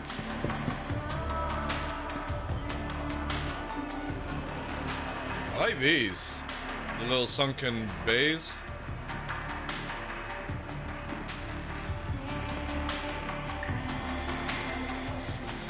It reminds me a bit like in Mass Effect when you have to go to that bar to do things on like the Citadel. You know? Maybe in the future, like interacting with an NPC. Certain jobs here, you know. Oh shit. I like the double lift though. That's pretty sick. Yeah, I like that. Oh shit, there's a fucking fish tank in between. I gotta go up and see that. That was actually pretty slick.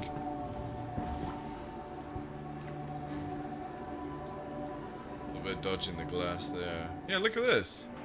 The fucking aquarium. between. Yeah, that's cool. I like that. I think maybe it should slow down at that stage just to let people have a quick glance. It's actually not that big. I think it's more the blue. Frames are not bad, actually. Again, I didn't even know this place fucking existed. Oh, I can go this way. That is neat. Well, you learn something every day in Star Citizen. If you actually go and have a little nab at things. Oh shit, look at that. What the fuck is this? Is this a space whale?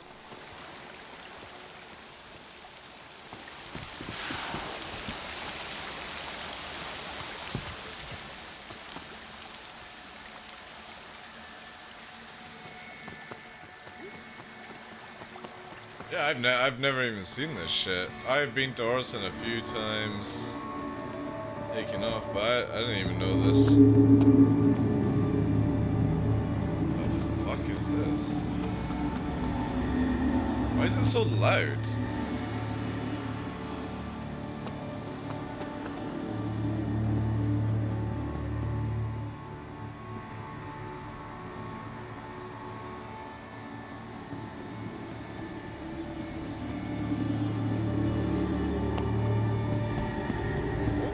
Is this? And again, where's the why is there water here? Why is the safety in this city so bad? Like anyone, like I said, this is why there's no NPCs around. This place must have the highest suicide rate in anywhere in Stanton. Because literally you don't even need to think, you just need to go. And that's it. You get to see wonderful sights as you wendy off the side. I just don't understand why the safety in this place is so bad. Alright, let's get out of here. Let's go and drop some size-free bombs. Bombs. Windy I Can Fly, yeah. Hot Shots. What a great movie. Last call for passengers. The shuttle is preparing to depart. Hold. Oh, excuse me. Please clear the hatch. Shuttle will be departing.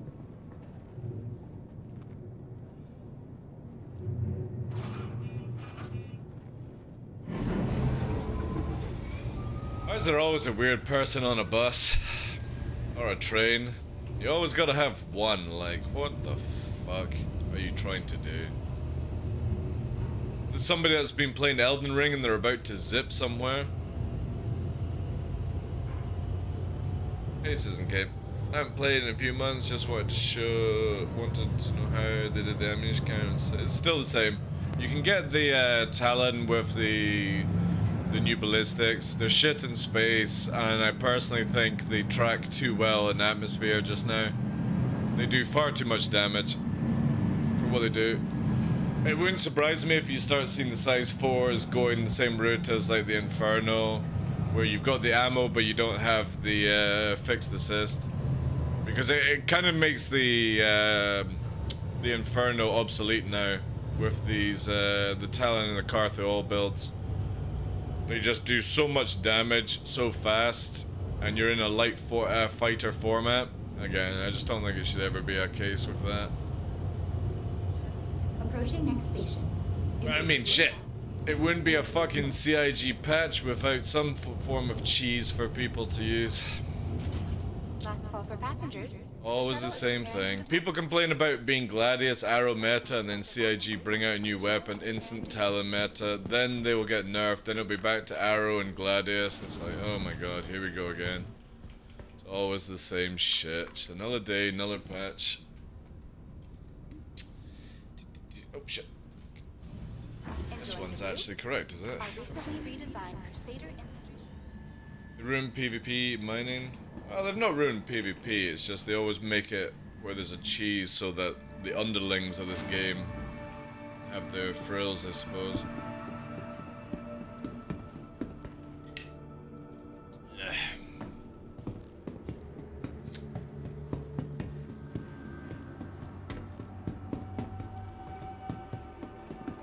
I was told they work like I was told the where size 4 to take what it is. Yeah, well, we'll test them out, mums. Yeah, but you would more doors. You're one of these underling players that I mentioned. You will always use a cheesy mechanic to play this game. You're known for that, Mordors. You know what I mean? So why doesn't it surprise me you think it works, you know? You think you should kill an A2 within 30 seconds? Do you? With a talent? Yeah, exactly. Join us in celebrating 100 years of incredible engineering. Like I said, you're one of these underling players. Those who work every day to keep Anything to cheese the game to win. Alright, claim this one here. Your insurance claim has been sent. There, and we've got the Redeemer. I'll need to wait for that one for the bombs. Yeah, you can. More doors. Yeah, you can. You can easily kill an A2 with those weapons. Ready to sample the true beauty of Crusader?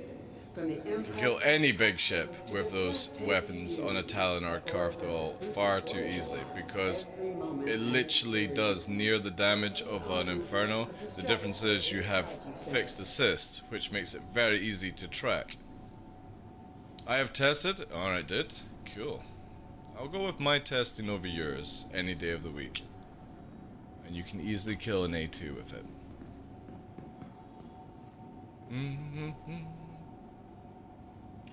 Let's see here. Love you, Lofline. Hate chasing you, so low, so see you in the verse. Good luck. No problem, dude. I appreciate you coming in. and report any concerns to Crusader Security. Again, PvP is good just now. This is the jank, as always.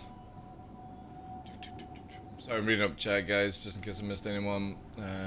Johnny Morgan was chatting away. Wally's is great, but this one is dope. Yeah, I think this one... What was the name of that bar, by the way? I didn't catch it. I'm watching the VOD later on. Welcome to the August Download Spaceport, Crusader's gateway to the I mean, there's nothing cheese about it. They have no fixed assist. What? Those size 4 guns do have fixed assist, you absolute monkey.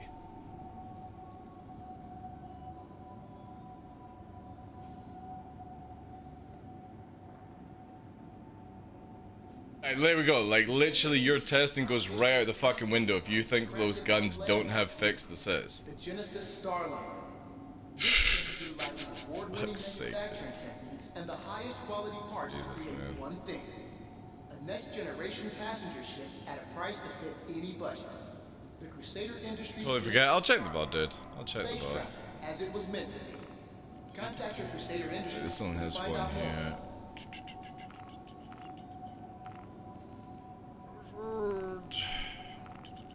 And that's all we had to equip, eh? Try that, see what Signature is. Saber will be done in a second, guys. Welcome to the ASOC vehicle retrieval system. Right, so that's actually ready. Why can't I F1 in there? I don't think I've even got bomb keys set up for this. This is kind of cool. Like, I'm looking forward to. Oh. Right, Saber. Oh no, sorry, I'm on. What? Why is it doing the Redeemer? Saber, come on, give me Saber. There we go. Right, so I need to change this to 2 size 3s.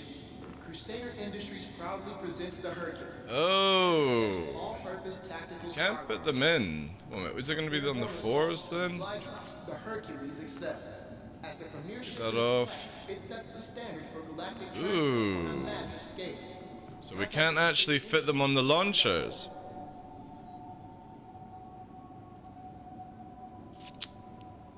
That's interesting. So it can't fit to a Saber.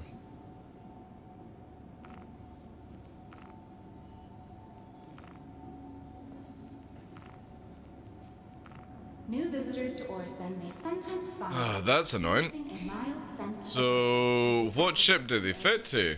Mums, do you know? Stay hydrated and take plenty of rest breaks. If symptoms persist, please contact a medical professional for additional assistance. Yeah, but this isn't Kilroy. The Shrike kills itself. If it fires missiles, we were testing that at the start of the show. It still kills itself with its own missiles. It's funny. Dreams Dash, I know, Mums. You've killed my dream of dropping bombs. So what? Is there a ship going to come out with this? This is a reminder that the flight status and hangar information may change. Be sure to double-check flight information on your MobiGlass, or... Man, Mubs, this was gonna be so fun. I wonder what fits these then.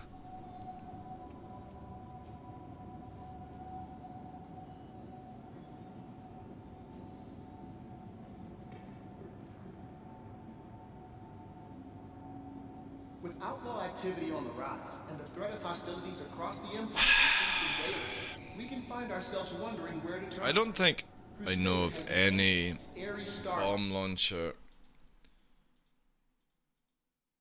in the game. Let's quickly look here.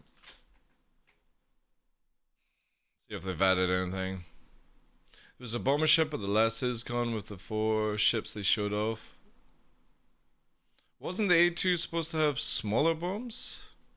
Does it even have any other launchers? I don't think it does. Like, let me quickly check out for you. I only think it has the bomb launchers, if I remember. Crusader. A2.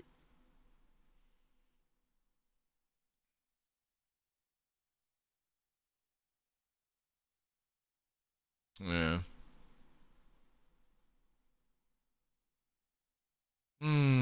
Can you get something fit here? No. They can only fit the Colossus. So other things, maybe what's it called? An Anvil Gladiator? Maybe a bomber? There's a launcher we don't know about? One site's free? No. We need to find a bomb launcher, Mums. Yeah, actually, Dogmat, I would like to see a Gladiator as a bomber for atmosphere. It'd be kind of cool. It does fly really well. The A2 is shown with a console launcher, but it's not in game yet in the ATL sales. Do you know what the yield is on them, Dogmatic? That would make sense then. Has to offer. With the Thunderball bomb. Crusader is a journey worth making. Which is a shame though, because I actually got my hopes up that you could turn like a saber into a, like what we were discussing earlier on, where it could take out Ballista with bombs. But if these are going to be cluster bombs, then that's annoying. Did you enjoy the stunning wonder of Crusader? Tractor beam them. Giants, the storm walls? I don't think we could do that, to be honest. We would have, right, so the only way I can think of having to get these out would be we need to create a cargo box and put the bombs inside the cargo box to actually get them where you can drag them out. But after all the stuff that I've done this week or last week, I don't think you can actually get weapons or boxes created that way, so Crusader Industries, where dreams take flight. I think it will come, Mums. I think it will come, dude.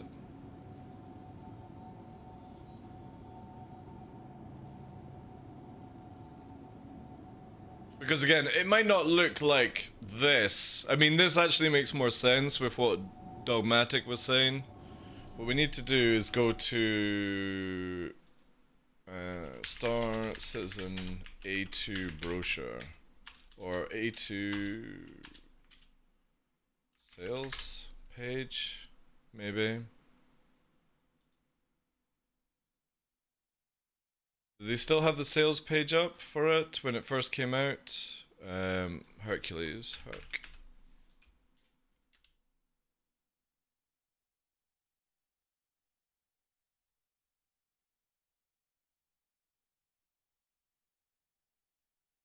No, let's see, A2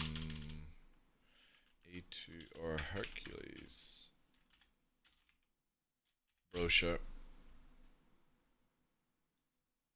I think this is it here. Is this the page? Yeah, here we go. Alright, so... Okay. Yeah. Right, there we go. We've already got... It's there. You can fucking see it. Oh shit. Bring the screenshot back here. There it is there. Yeah, so it's for the A2. Shit. Because look at all the wee bombs here. Which is quite a fucking lot, if you think about it. Because there's your four size 10s. I'm not even going to bother trying to go through the concept image, because it probably won't be 100% correct, but... Ah, man. And the only thing is, as well, just for the ultimate cock tease, mum, there's a fucking saber. You know what I mean? There's the fucking saber. Where, what we wanted to drop bombs with today. Yeah, because obviously, we're gonna get the spew. I forgot it did this method. A2... No, it doesn't give you the loadout for possible future. See if this works. I might like the stream. No, it's not. Yeah. It's just gonna be the same shit, but it's in the brochure format. Oh, wait. No, that's the vehicle. I thought they look like the bombs, to be honest. No, it's just vehicles.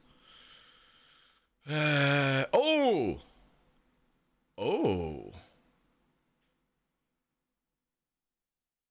Morningstar 60 daisy chain, a rack capacity of 60.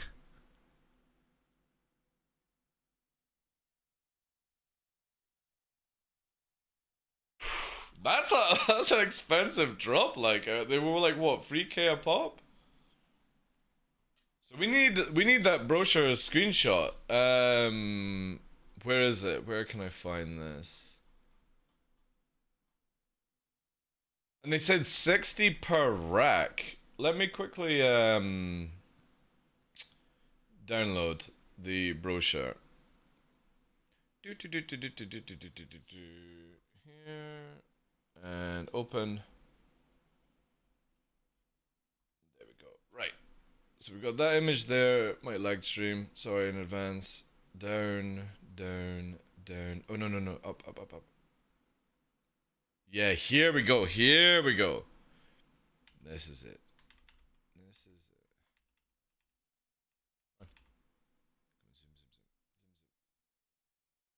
Yes.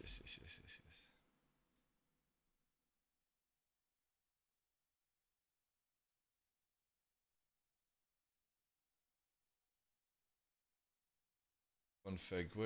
Where's the other one? Oh, it's gone. Where was it? Was it here? And then is it pan all the way along? There she is. So yeah, so we're gonna have bomb config 2. So yeah, 60 size free bombs, yeah. So it is for the A2, which is cool, which means we might see it. Because you can buy them in the game, obviously. 60 size free bombs. I would take the 60 bombs, to be honest, over the 4s. The 4 size 10. Ah, man. You got my hopes up, Bubs. You smashed my dreams of bombing in a saber. Or an arrow or something that could take a size free. But it looks like these Thunderball bombs is what it's going to be. This is going to be the cluster launcher for the A2. And 60 of them is pretty decent, actually. That's a lot of bomb drop. I wonder how fast it'll do it. Because it would... Again, like, if it's going for, like, the cluster bomb kind of setup, daisy chain, it'll have to eject them pretty fast.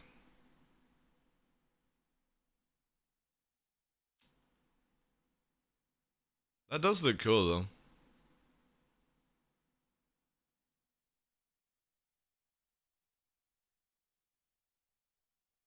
I mean, technically, you still get, if you can swap them out, it'd be two size 10s and 20, or sorry, 30 size 3s. If they allow you to convert each side, who knows?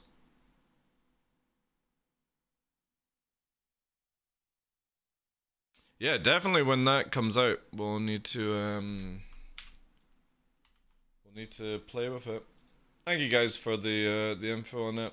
It's a shame. I was really actually looking forward to dropping it with the saber, but Be sure to double-check flight information on your MobiGlass or one of the conveniently located information signs throughout the terminal. I need to put this back on then, I think.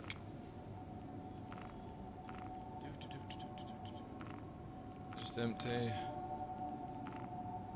Fucking my missile's gone. I'll just leave it like that. Alright, back to Grimhex. Welcome to the ASOP. I think it just auto-equips the launcher like the Ares with the size 5. Yeah. With outlaw activity on the rise and the threat of hostilities across the But obviously there's no way to convert it yet. Vehicle selected. Stand by. No, it said 60 size free glitch, so I'm thinking 30 per launcher since it's only got 2 launchers. I mean, if it was 60 per rack, basically, or 60 per rack, I don't think it's going to be that case. It's going to be 30 per rack. I think it's just we've maybe mistyped it out or something like that.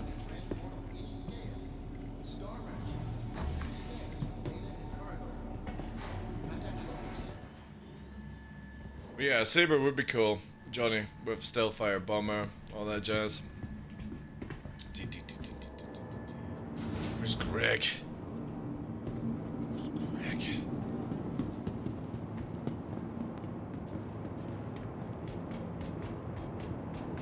Still interesting, yeah, definitely a cool thing, but it's like the problem with an A2, right, is the worst thing against an A2 is the ballista. And the ballista can't be targeted unless it's 500 or under. Normally it's just 400 because of how the game is working just now. So there is no way of taking out a ballista.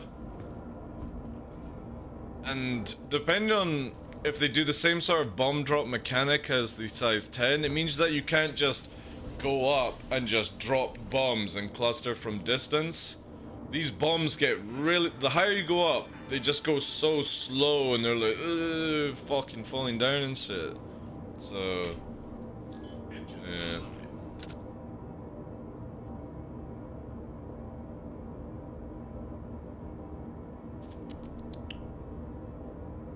Interesting that these actually worked. Assuming I was gonna have to power them on, but yeah, we seem to be good. You are clear to launch.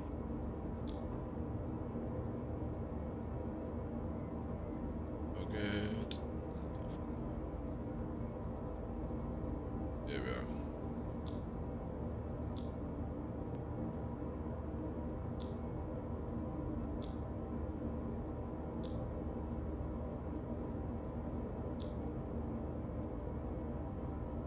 The ship is so silent at times, like, you can never tell if it's actually on or not.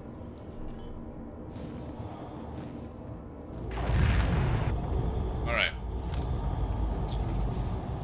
Like the other ships, get the stopwatch out. And we're gonna see how fast this can do it. Just raise up a little bit more. Thank you. And please.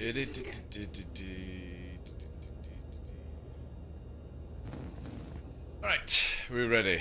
Let's do full speed, afterburn, start. And Razor, and see how fast she does it compared to the Starfarer and 600i.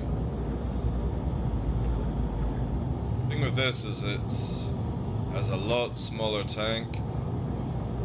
than the 600 and the Starfarer, so... But it should be able to technically hold its speed. Yeah, it holds its speed so much better than those ships. So it's not dipping down as we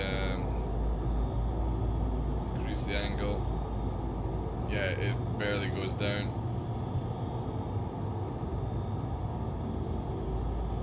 Even for a heavy ship, it is holding so much nice. Look at that, it's actually going faster now as we get the vector up. 890 would be stalling at this stage if I tried to do it at this angle with this speed, this height. That's good. Let's push her now. This should be like 4 minutes tops if this is how it works, which is really good in comparison. Obviously, like the other ships can carry cargo, you would expect this thing to be able to climb a lot faster. But we're already at 90 and coming up for 1 minute 30 now.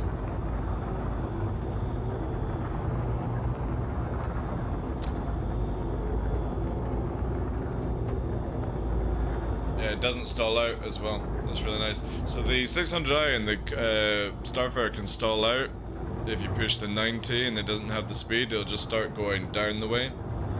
This thing doesn't degrade its speed. It's actually increasing speed as it climbs.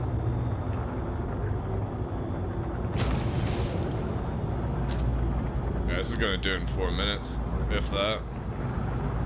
Could even get into a 3 minute.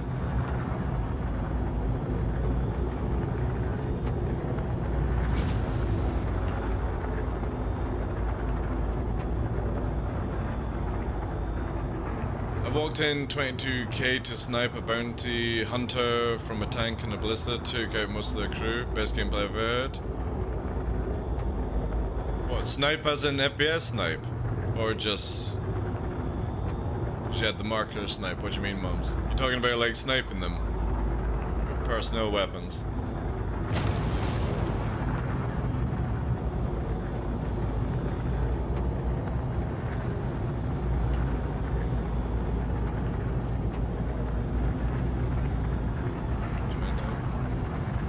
Yeah, this thing climbs really nicely, actually. Really nice for the ship of its size. Like, this can escape atmosphere so much better than some of its counterparts.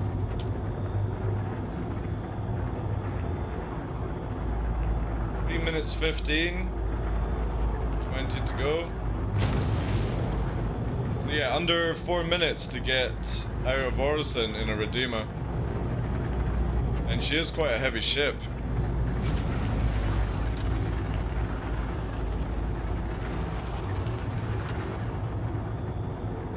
Maybe over 4 minutes, actually.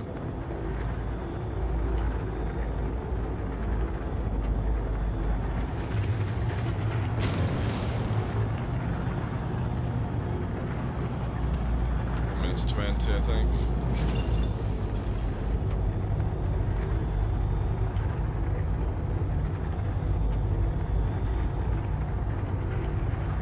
Yeah, so we're over 4 minutes now, which is pretty good, I feel, compared to the 11 minutes in the Starfarer.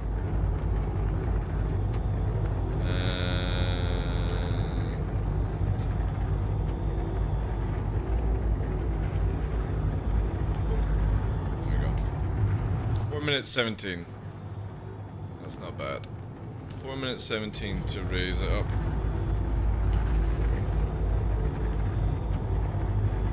Seven minutes in a 600i. 4 minutes 17 in a Redeemer, 11 minutes or 10:59 in a Starfarer.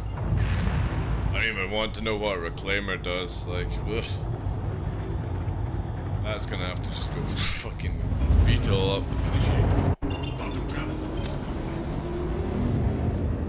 Should be good.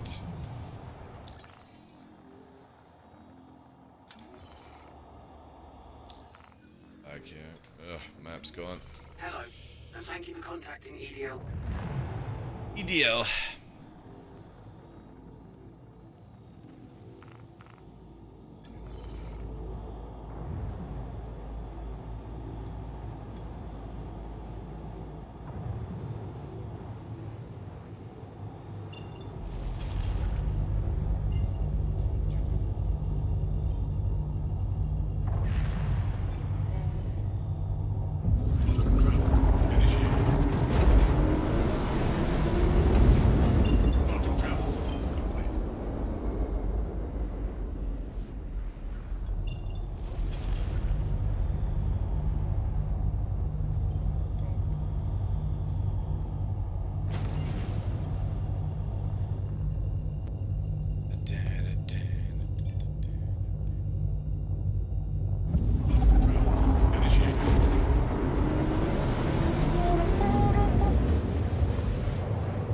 it's muted actually.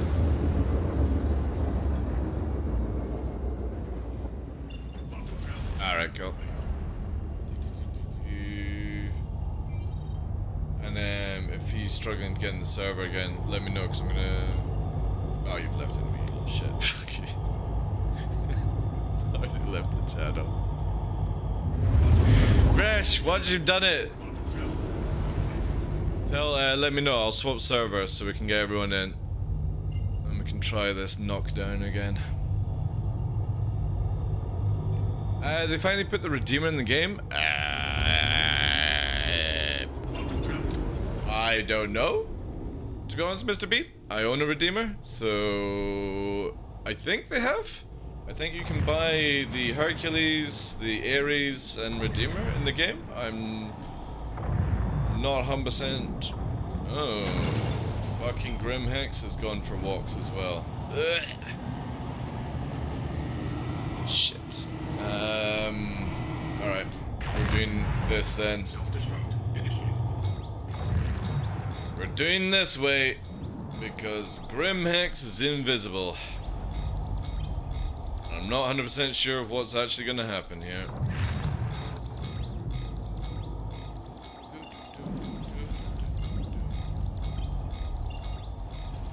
I hope this stuff gets sorted before live, like where locations just don't stream in whatsoever.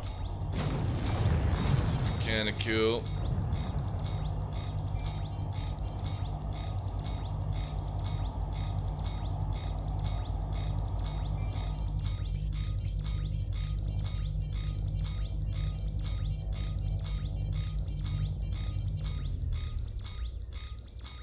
My god, the fucking self-destruct on this is crazy.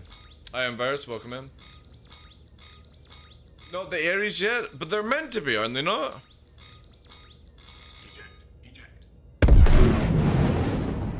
I like how it tells me to eject. The ship doesn't have an eject yet. I look forward to when big ships actually have the ability to eject people out.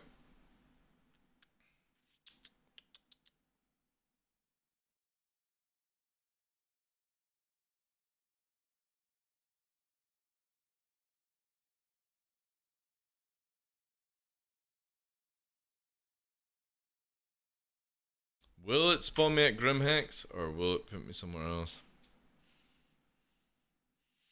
Ares is at Area 18. Where's the Redeemer then? Pull depth if you know. I think they'll wait till... No. They're not going to try and sell Ares, Redeemer, and Hercules. No, the military expo dude will be Scorpius and whatever other ship they bring out. You gotta remember, like, the Ares Redeemer has been out for, what, well over 6 months now, I think? When did it come out? It came out in October, did it not? Under free mill. Yeah, I remember somebody saying that some of these ships were actually really, really cheap to buy in game, which I kind of feel is okay just now to let people play with them, because again, like, the Ares to me just doesn't have a place anymore. I just don't feel.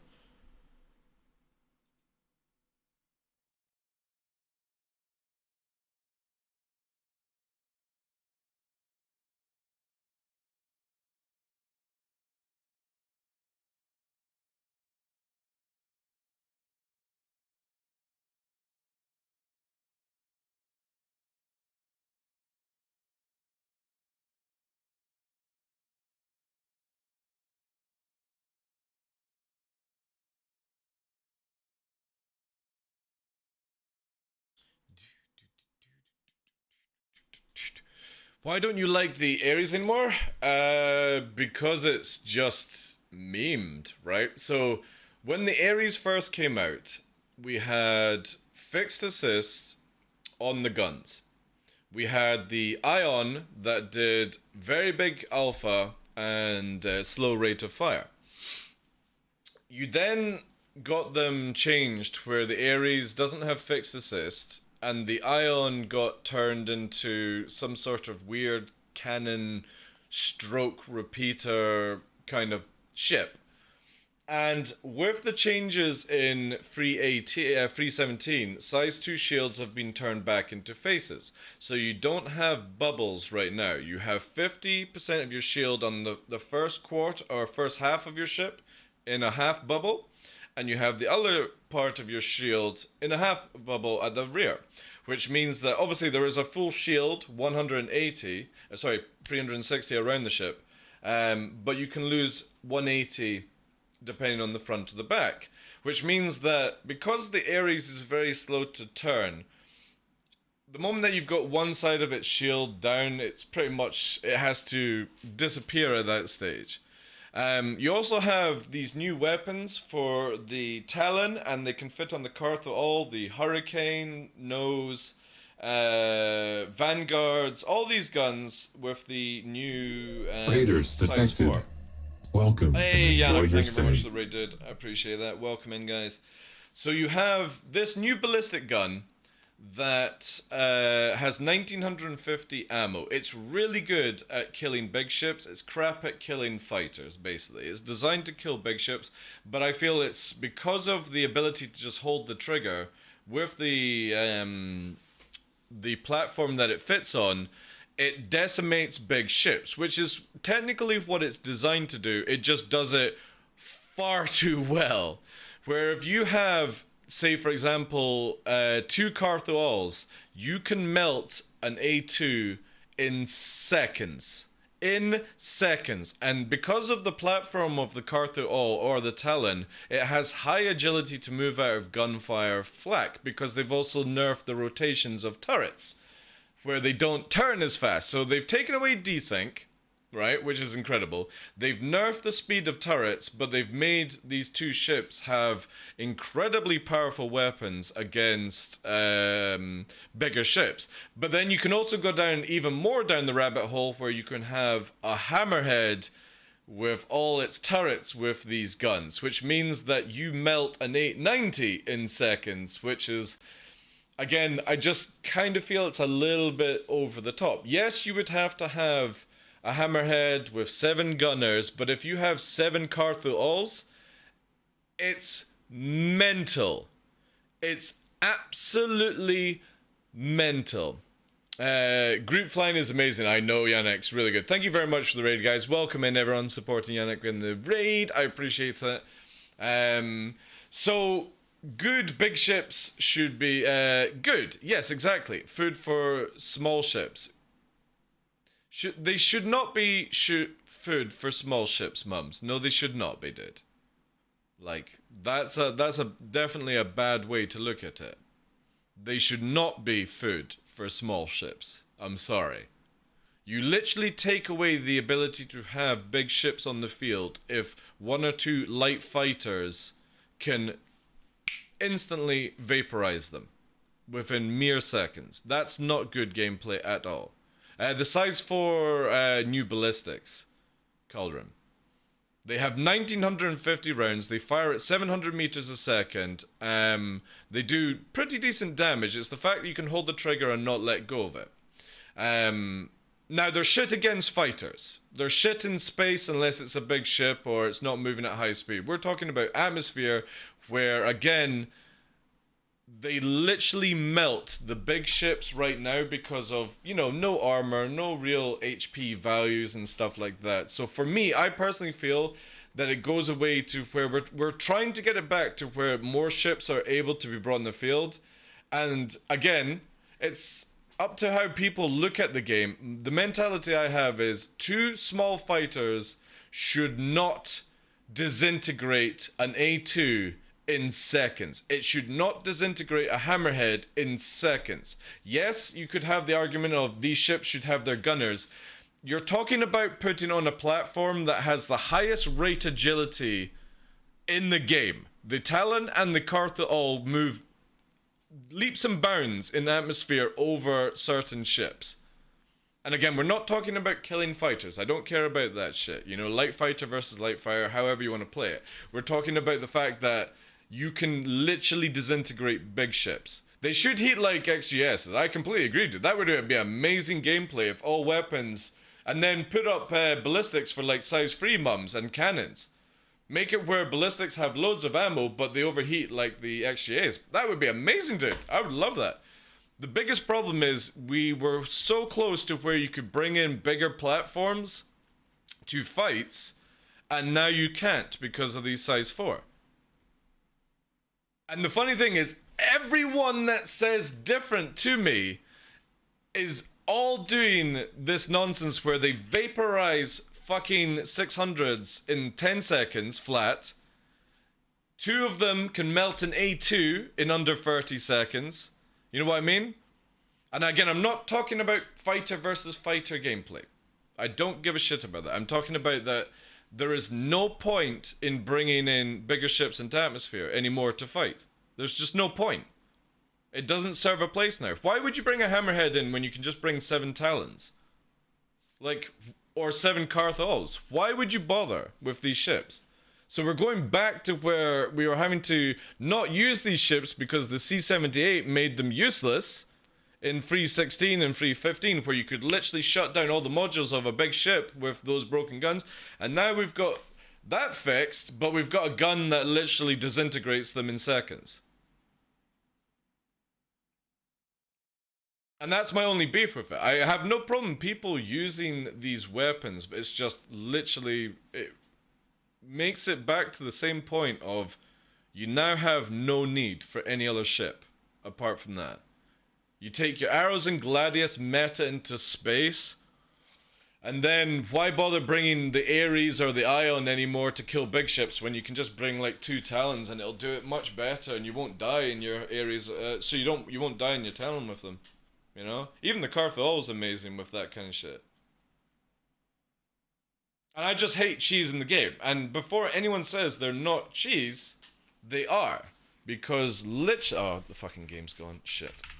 They are cheese. Like I said, you can literally take 2 light fighters that you can spawn at outposts and disintegrate hammerheads like it means fucking nothing.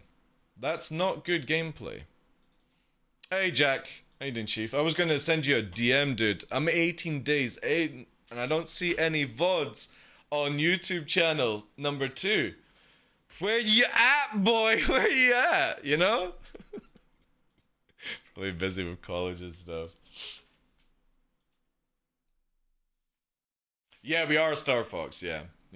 Again, the argument is against fighters and stuff in space don't care about.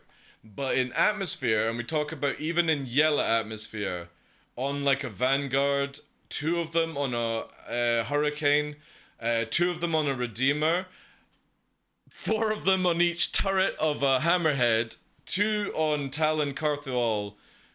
They're ridiculous. But the biggest problem is the Talon and the Carthol have high agility movement in atmosphere, and yeah, like we have now 0 reason for Redeemer, we have 0 reason for a Vanguard, 0 reason for like a Miss, 0 reason for an A2, or like any platform that could serve as maybe staying in the field longer. Constellations, dead in seconds. You know, 600i, it's a meme, whatever. You know, it dies pretty fast with its 35k HP. You know that 1 Talon can just about kill a Retaliator, which has like 155k HP. You can do 125k damage in 1 Talon or 1 Carthol with those size 4 repeaters. It's nuts, man. It's absolutely nuts. And again, I like anyone that says differently to me. Oh man, I'm gonna leave group here because I'll be doing testing. Anyone that says different to me, like, I'm sorry. Like, you just don't see the big picture of this. So I personally don't think they should be on Talon or Carthol because of its mobility. I think what CIG needs to do is give those ships some really decent, like, anti-fighter platform weapon. And stop fucking around, you know, with size 4. Leave a weapon like that for slower ships that maybe have to do flak, cool beans. But for high agility ships, they should never have the ability to just disintegrate big ships. I'm sorry. I don't care who you are or what your complaint is about it. It does massively break the game when you start having these platforms. Because again, why would you bring a big ship when you can bring 7 Talons that can spawn outposts that cost nothing in game to fit, you know? Why do you bring the bigger ships at that stage? And before somebody says, oh, wait for armor. Fuck off. Armor is like 3 years away. Like, if that. We're talking about free 17. What the hell's going on here?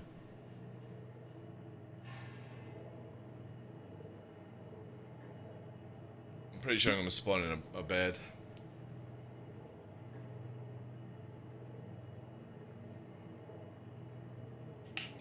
But like, you can come in with like a couple of arrows and smoke them kind of thing, you know what I mean? But I'm talking about, again, just at that stage you have no reason for the bigger ships when you have that kind of DPS and platform, you know? Did you make the videos fresh? Oh, sorry, there you are. You got them? Can I confirm it? Can watch it? In game. No. Oh, well, it's cool. They weren't here anyway. Mordors, you still there? Mordors, you still there, dude? I'm about to fucking smoke you in front of everyone.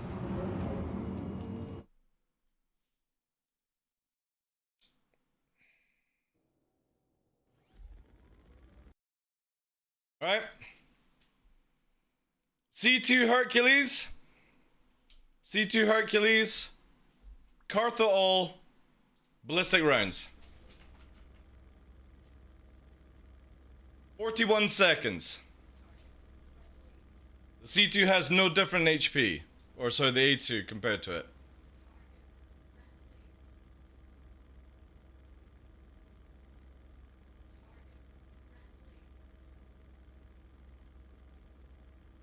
$1,400 rounds.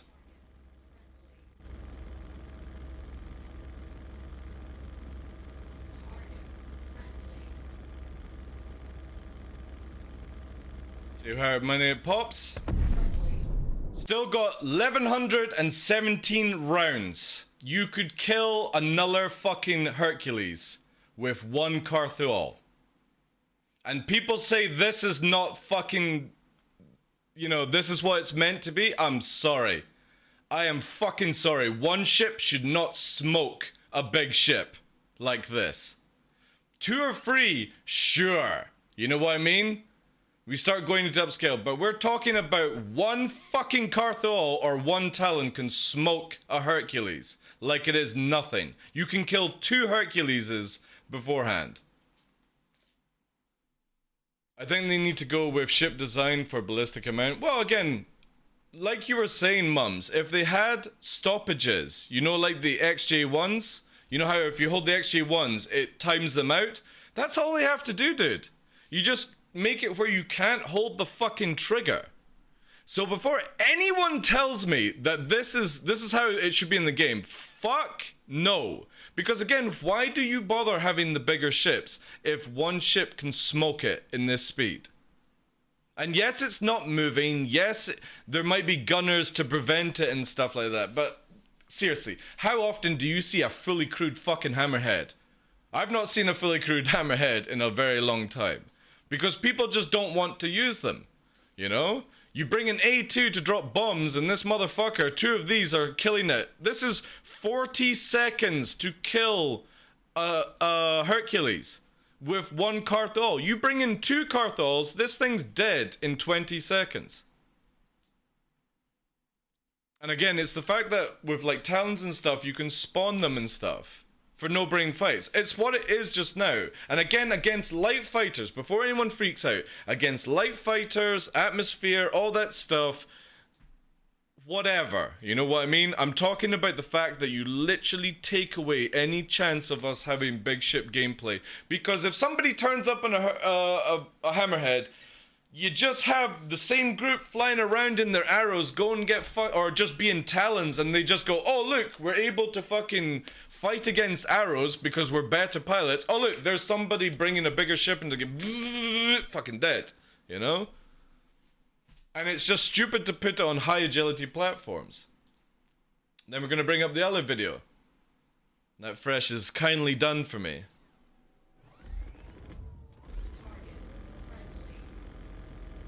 Mordor says there's no fixed assists on these guns. Bullshit, Mordors. You know fuck all about this game, dude. That is fixed assists right there.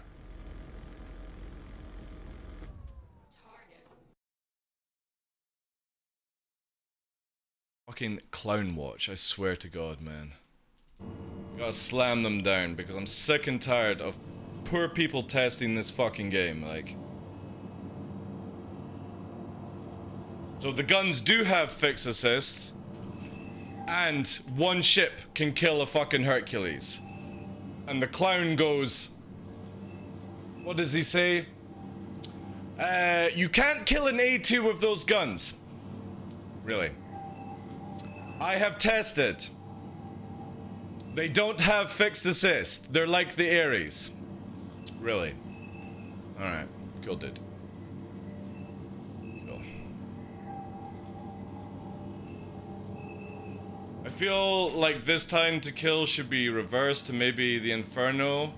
Well, the thing with the Inferno is, it's obviously designed to kill bigger ships. You would expect to, but the thing is, like, the Inferno doesn't move like a Talon or a Karth at all. So, the thing with me, Redbeard's Revenge, is, and why I'm campaigning for this one is, why would you bring an Inferno now when you can do it with a Talon, which can spawn at outposts, which is fast enough to dodge out the way of fighter flak, has some of the best boosting rate fighting in the game. So again, not against anti-fighter, but it can get the fuck out of dodge, as we saw in FOF with like people using the Talon in space. And this is it. It's a stupid weapon to put on. This is where CIG have to create these ships a proper size 4. They have to create the size 4 weapon for these ships that makes them useful for certain things, but not fucking I'm going to kill big ships by myself with zero fucking effort. It's not healthy for the game. No matter what you look at it. It completely obsoletes, takes out the Inferno or the Ares platform completely. They're just useless now. Why would you use an Ares? The only thing you get out of the Ares is maybe the fact that it can warp faster. That's it. It has a big quantum tank over a Talon, but you can put Talons in other ships. Or Cartho Oral, you know? I use the Ares to CC you next time. You know what I mean? Again, I just don't think that weapon should be allowed on a light fighter platform.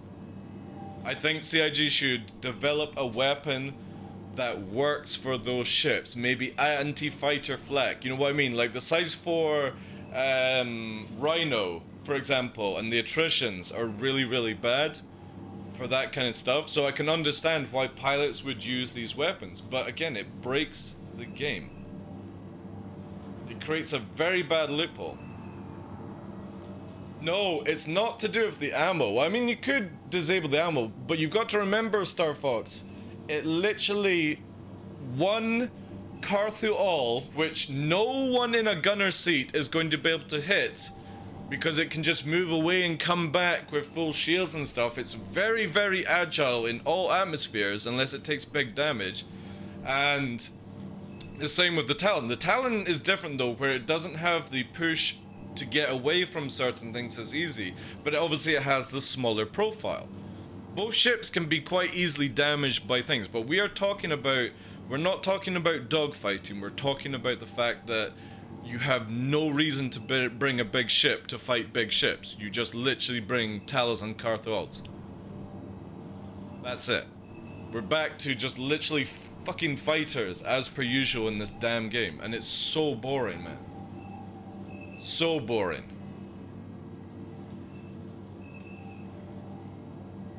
Just make everything with the same weapon at this stage, you know? It's just mental. Let's fool an all-gun slot hammerhead. Yeah, that's actually my biggest worry right now, Greg. No joke. Is you're going to see a hammerhead fully crewed with these guns, and I still think Seven Talons will smoke the hammerhead. You know what I mean? You would think that the hammerhead is going to have ridiculous amount of power, right? But I still think the Talons would win in this game. Send me in with the arrow out. Dude, I don't know, like, I know you're a good memer, but I'm pretty sure you would get smashed by these things. Again, it just needs what Mum's brought up the method that I'm wanting to see with ballistic weapons. Right, so if anyone uses, oh, Mordor's is probably fucking Runaway did, you know? Comes out with the flappy gum shit, and we'll just smoke him every time. Like, how do you guys feel about this? If you've ever used XJ1s, or size 1 guns, like on an arrow, how many people have done that? Let me know if you don't know about it. But if you use distortion size 1, there's like a little yellow bar that heats up. This is the overheating bar that they added in. And some of the times, like if you're constantly firing, that overheat will actually hit where you can't, say, get like, say you've got 40 shots, you will only get 20 out if it overheats, right? Because it's just running too hot. This is where I would love to see CIG just put that mechanic into all ballistics. Leave the damage on the ballistics, give them plenty of ammo, right? But this little yellow bar goes up, so somebody can't just go and do it that method. And I think that makes ballistics fantastic in the game. I think it would make it amazing, because you could then up the ammo, which makes all the ballistics a little bit more useful, especially for pilots that maybe are not as, you know, able to play the game, you know, like a brand new player kind of state. It means that you wouldn't have to constantly go for like ammo and like replacing it and stuff. But all they do is just make it where you can't hold the trigger with no consequences. Because if you use laser repeaters or laser cannons, you've got to put the power to weaponry to get the charge up, you know? So you reload them. Or another nice thing would be with ballistics is they make it where it's basically magazine fed. So you've got, say, 2,000 rounds, but you can only fire like 100. Then you've got to wait for it to recycle. 100, you know what I mean? And you've got that, but you can't do a continuous spray. Yeah, again, Polydev, I'm more talking just about making a basic mechanic, but I mean, if you want to go all out and have animations of heat sinks firing out, I'm cool with that. It's cool as hell in Elite Dangerous when the heat sinks fire out. But that's further down the line, you know? Yeah, the AD4B. It's got fixed assist, and it's got 1950 rounds of just continuously firing. It pumps out with two of them 125k damage in total, which again is nuts to be like fitted on a platform like the Talon, the Cartha all that are high agility ships. And we're not talking about, like, the whole discussion, if anyone's joining, we're not caring about fighter versus fighter. We're talking about the fact that it can smoke,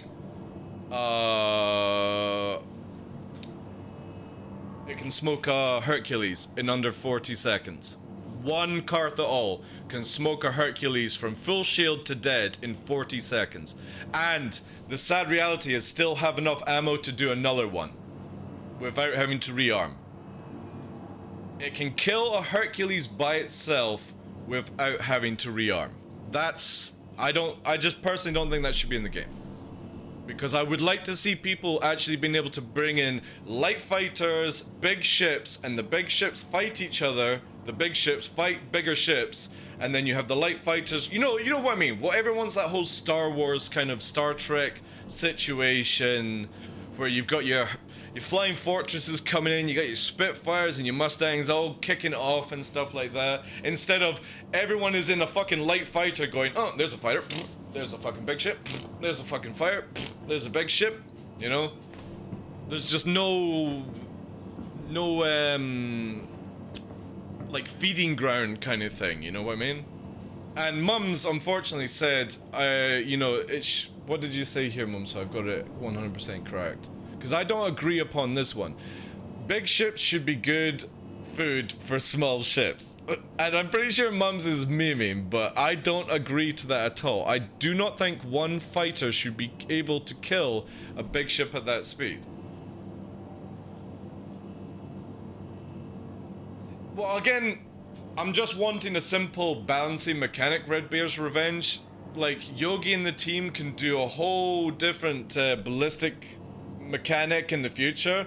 I'm talking about making it where the easiest fix is give ballistics ammunition, but make it where whatever code you have for the XJ to make it overheat, slap it on ballistics so you can't hold the trigger. You have to let go of it, let your gun cool down, and then repeat. This would massively, yeah.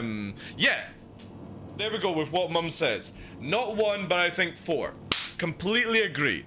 If it was like 4 Talons, I wouldn't have an issue. It's the fact that 1 Talon or 1 Carthol can vaporize a big ship in seconds. We're talking about under a minute.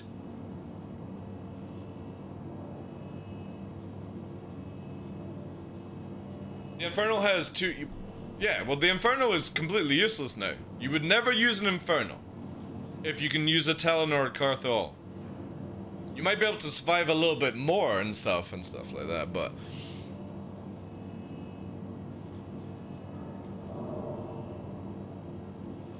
But Ares do die pretty fast right now. Yeah, just a short fix like thing. Again, I'm not trying to shit on Talon and Carthol pilots, or like they want to use those ships. But there has to be a look at it. One ship should not be able to smoke a big ship like that, because you literally take away the possibility of ever having a big ship. Somebody could say, yeah, but they could have a gunner on the back of the Hercules, and no. If you're somebody who knows how to fly these ships, a Hercules with a gunner is 0 threat to you right now in this game. Because you literally just sit right above the ship, and with no positional desync, it's fucking easy to do. In atmosphere and in space.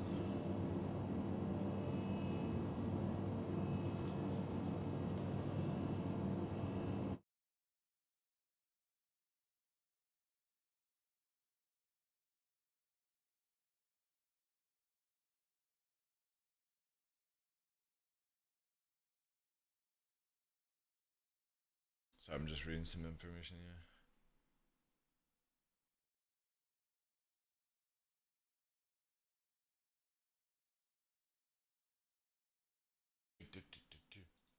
But yeah, a quick sort of fix would be to put in the overheating mechanic. And to be honest, I would love that shit. I think it's a really good mechanic. I really dislike the idea that somebody can just hold the trigger and have 0 consequences, you know, 0 stoppages or anything like that.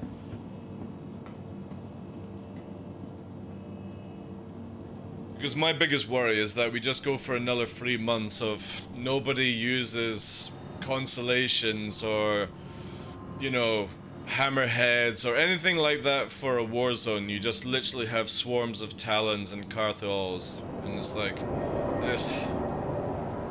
can't be bothered with that shit, man. It really ruins the gameplay.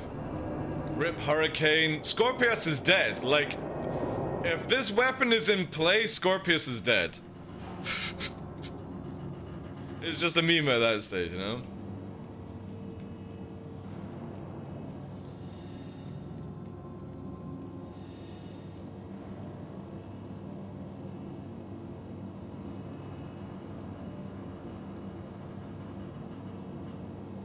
Yeah, but surely you can't agree to one fighter killing these big ships by itself, Ondo.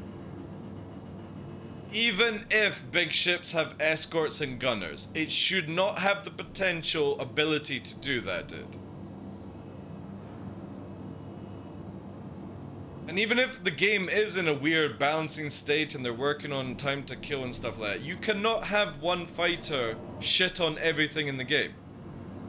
And it can shit on everything. It has fixed assist.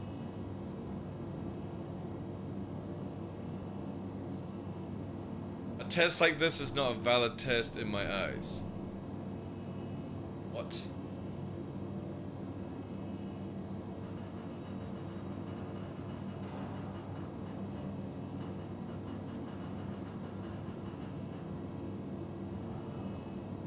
How is it not a valid test? It literally shows that one ship can disintegrate a ship in 40 seconds and under.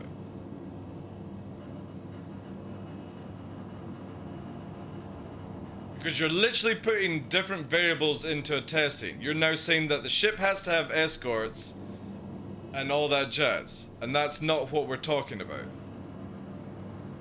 Oh, fuck's sake, man. Jesus fucking Christ.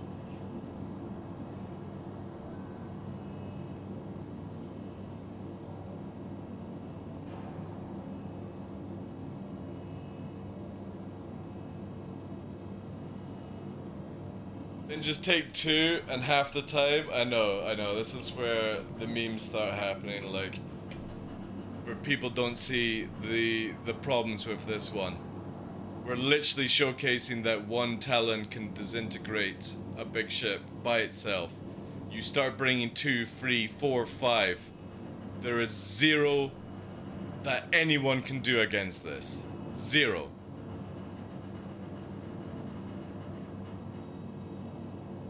Because you bring 4 Talons, you go from 40 seconds to 10 seconds. You can kill a Hercules in 10 seconds flat. Their fighter wing ain't doing shit, Ondo, and you know that, dude. You fucking know that. You ain't doing jack shit to 4 Talons in 10 seconds.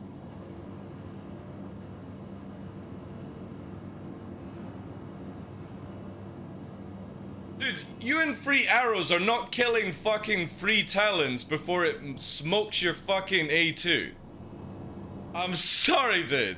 Like, I know you're a good pilot, but you are never killing 3 or 4 Talons before they just smoke your big ship like it's nothing. And then just walk away.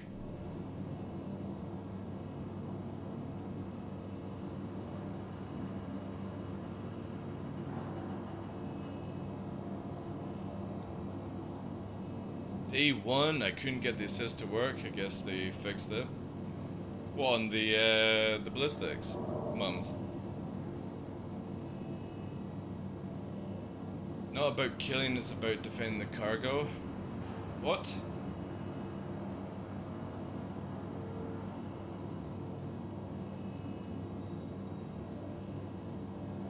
Hey, Starburg.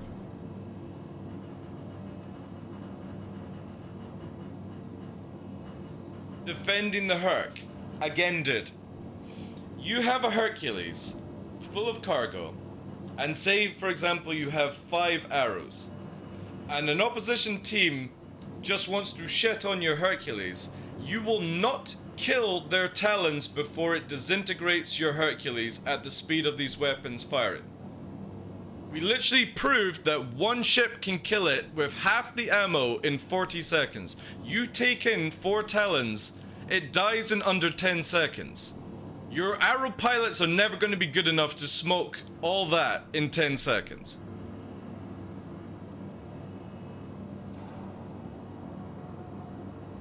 Big ships are not trash, dude. There's no way an arrow outputs, or a gladius, or a saber, or anything like that outputs the same amount of damage that these 2 guns can do on these 2 platforms. And you know that, dude. Yeah, they threw off the pip, so... I think that might have just been with, like, ESP or something like that, mums.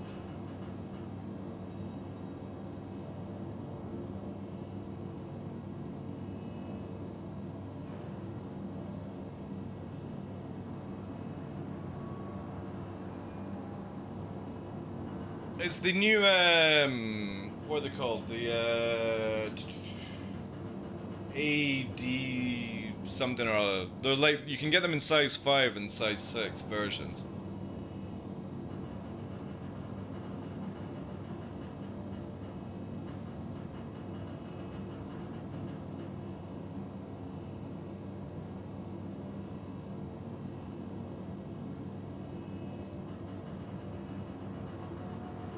I won't be moving cargo on a ship I can lose in 40 seconds. Exactly, like.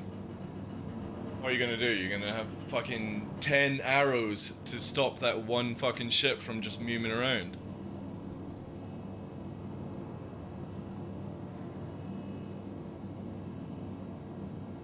We don't use big ships for anything but memes because they're trash enough without... Yeah, that's how I look at it. Like, you can still kill big ships with small ships. That doesn't change anything. But you literally take away any use for Vanguard, for Retaliator, for fucking Hammerhead, for anything like that. It's completely gone. Yeah, but we're not comparing a fucking fight or flight situation, dude. We're talking about the game. We're not talking about arena commander rules or anything like that. We're talking about one ship can smoke a big ship in 40 seconds flat that it shouldn't be able to fucking smoke, dude. So if you bring in 4 Talons versus 4 arrows, we're not even comparing about this shit. If you have 3 arrows swarming 4 Talons and 1 Hercules, that Hercules dies before you kill 1 Talon.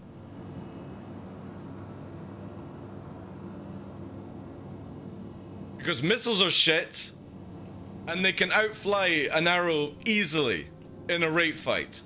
You just blanket it down and just fucking blitz, like... What are you gonna do in your arrows? Just, well, hey guys, we're here to support you. I'm sorry, it doesn't happen. Like, if you're talking about the fucking numpties that come down to the river and shit, dude, this is not what I'm talking about. I'm talking about literally people have no point in using their big ships because one person can just fucking mince everything, dude.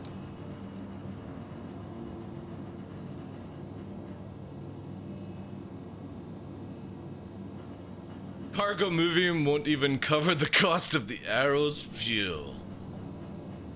What can take on the town with these weapons? Any light fighter, flying wombat. Again, we're not discussing fighter versus fighter situation. We're talking about literally it can rinse a big ship before there is anything you can do to stop it.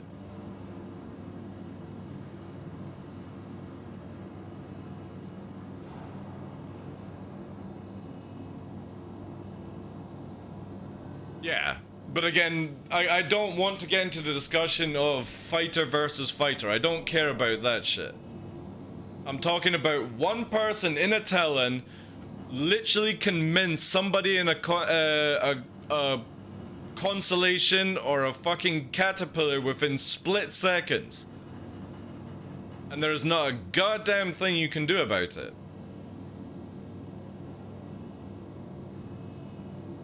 Again, let's not get into variables of the, like, a scenario, alright? Because scenarios are a bad way to do comparison in this game.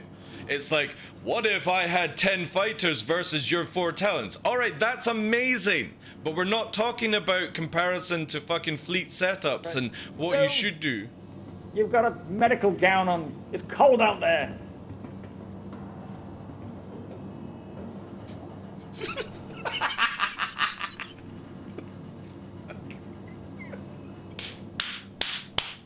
Well timed, well timed. Okay, memes.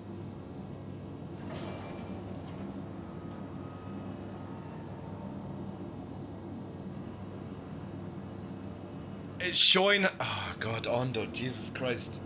It's not meant to be realistic. It's showing the capability of what it can do. Skill is subjective, TKK is objective, all that shit. Exactly.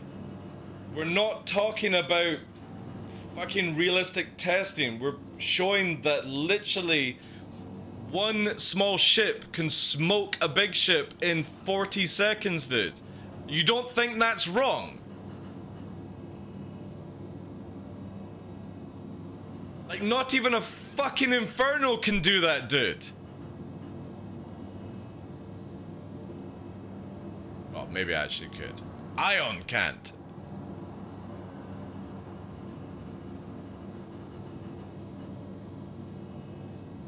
Saber Raven Pen? Pen? You mean the EMP? Yeah, but the Saber Raven's EMP might be broken. Let's not talk about, like, bugs and stuff.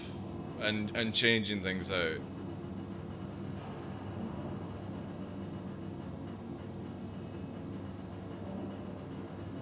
Yeah, but you can do it with an A2 as well, Ondo. Because they don't have any differences between the two. Just has a little bit more HP than the C2. That's it, you know what I mean?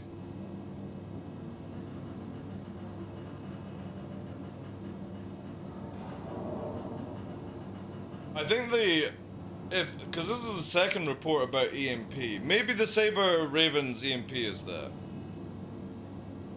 I know, Under, but we're not gonna get armor anytime soon, dude. What I'm trying to... guys, like, again, I'm not trying to take away your fun at the fucking river. I'm talking about literally the fact that one fighter can disintegrate a big ship under a minute. You know, and I don't want to go into the variables of what happens if you've got escort or anything like that. It's the point that you can. And a lot of ships in the same class can't do that shit.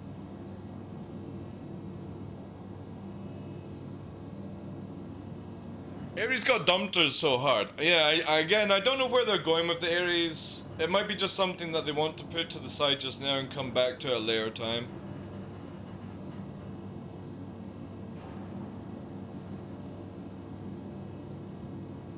And as well, Ondo, you can literally have the same amount of ammo to just keep firing, dude. Like, on another one. So even if you've taken the idea of, like, a ship flying around, let's go into the variable chat for a quick second. Even if it's flying around, you still have enough ammunition to dump one of these ships, alright?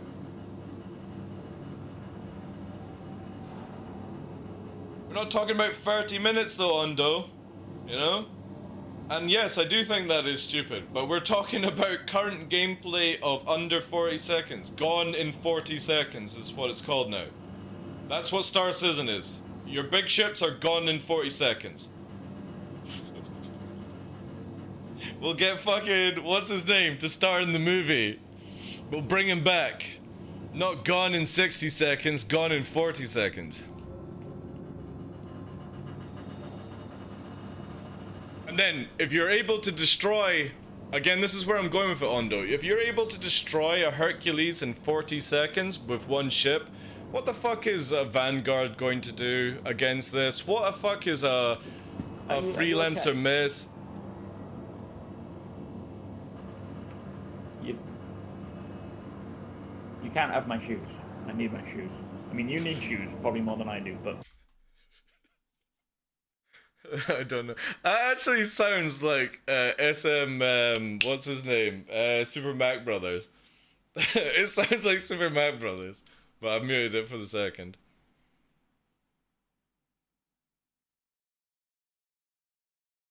I think it is Super Mac, yeah. It sounded awfully like him.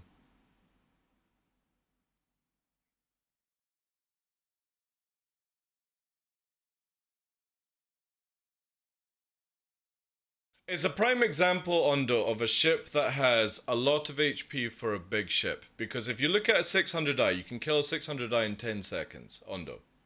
10 seconds. One fighter kills a 600i, 10 seconds. A little bit longer if you're in an Arrow, a little bit longer if you're in a Gladius, a little bit longer if you're in a Saber. We're talking about one single ship that can down these things in split seconds. You know? The weapons just need a little tweak. I don't want to take away the damage, I don't want to take the ammo, because I actually really like it. It's the fact that you can put it on a platform that is very agile, very fast, great in atmosphere, great in space. They're both brilliant platforms. And we're not talking about taking on fighters and stuff like that, because I don't really care about that. But it literally can melt ships that are easy to hit in atmosphere and in space really, really hard. And because you can just put all power to thrusters or shields, you just hold the trigger. This is the problem with ballistics. It's not the ammo or the damage. It's this mechanic that I would love to see changed. You should not be able to go 1950 rounds, I'll just keep spraying it, you know? That's the problem with it, is this one mechanic. You should not be able to hold the triggers down with ballistics.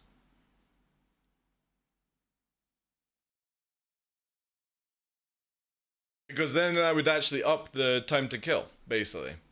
You've still got all the ammo, still that damage, still the ability to down things fast as a group, but you don't have the ability to solo just melt everything that comes towards you. And especially as missiles are so janky right now, and lock-on ranges are janky, it just goes massively out the window. And I just don't want to see it going for where people may be getting into hauling again, getting into doing jump town gameplay, or you know what I mean, Ondo? This is where it goes down the rabbit hole. We go to Xenofret. Literally all your ships for cargo running are dead before any light fighter can stop Talons and Carthals getting to them. So there's no point in Xenofret the first stage. Jump town goes out the window because if you want to load up, you're going to have to need huge amount of anti-fighter flak, ballistas, all that stuff. But again, we're getting to the variable conversation. It just goes mental the moment that one ship can down that amount of HP in such a short period of time.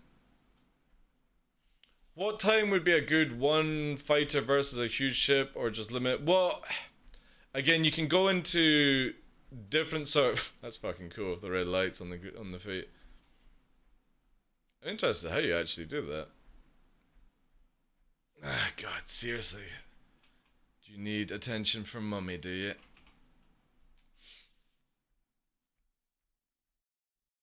I mean, technically, one fighter I just don't think should ever be able to down a huge ship. It's the same thing with Ondo saying that it takes an arrow 30 minutes to kill an Idris. Yes, it should be possible. Should it take that length of time? No, I think it should be longer. It's the same with what we're talking about where you can down Hercules in 40 seconds. Yeah, we were showing Zero State that Talon or a Carthal can kill a Hercules under 40 seconds by itself and still have enough ammo to kill another one.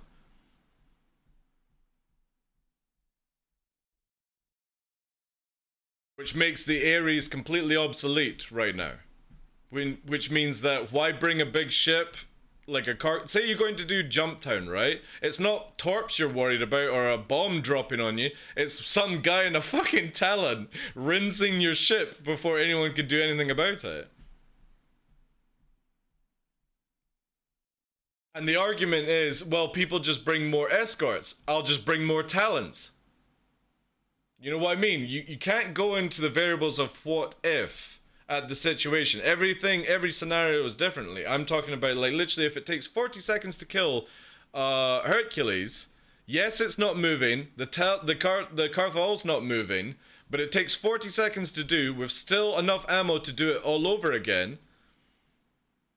What happens when you verse something that doesn't have that HP pool?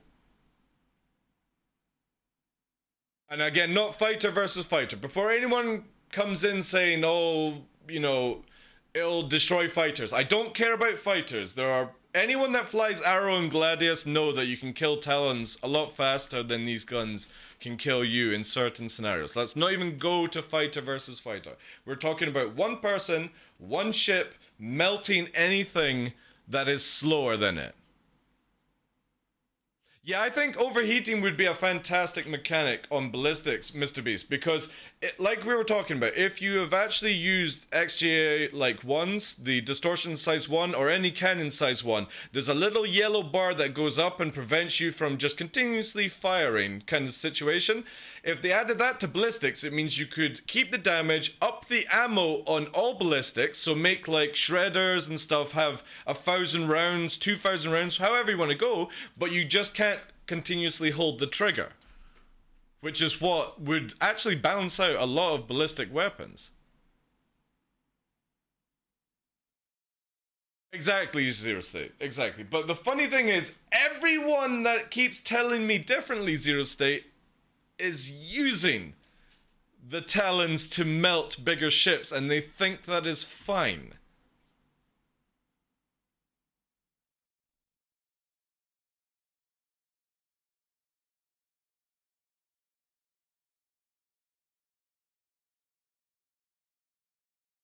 Because again, like, if you have this speed with one Talon, what happens if somebody turns up with 5 Talons, Zero State? Like, you are not going to stop that onslaught, and it can spawn at outposts, it can be anywhere getting to you. Yeah. Yes, obviously, if you put them in jail and all these mechanics before somebody says that shit, you know, it prevents it, but they're actually planning to make, what's it called? Xenofret, where you can actually side with Xeno. They were talking about that in the video, which I think is a great idea. Side topic on that one.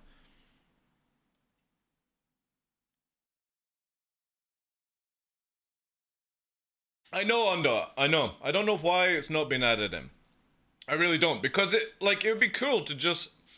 Like, for me, I really like the idea that with laser guns, you've got a magazine, and then you have to charge the magazine up and fire it again. But ballistics, and we're not talking about the ones that don't have any ammo, because for me, I think they're poorly balanced. And we're talking about the ability, like the Inferno and these guns, to do this one mechanic. Hold the trigger. And there is no punishment for this when you do that method. You can literally deplete all your rounds, no overheating, no damage to the weapon, nothing. And all it needs is where, for example, you can't do the holding and you have to let go of the trigger, a little bit of like overheat or something like that, or you have to put capacitor to 100% to cool it down or something like that. Didn't all this happen with the Ion? They just nerfed ADB, then folks will moan about it for a while.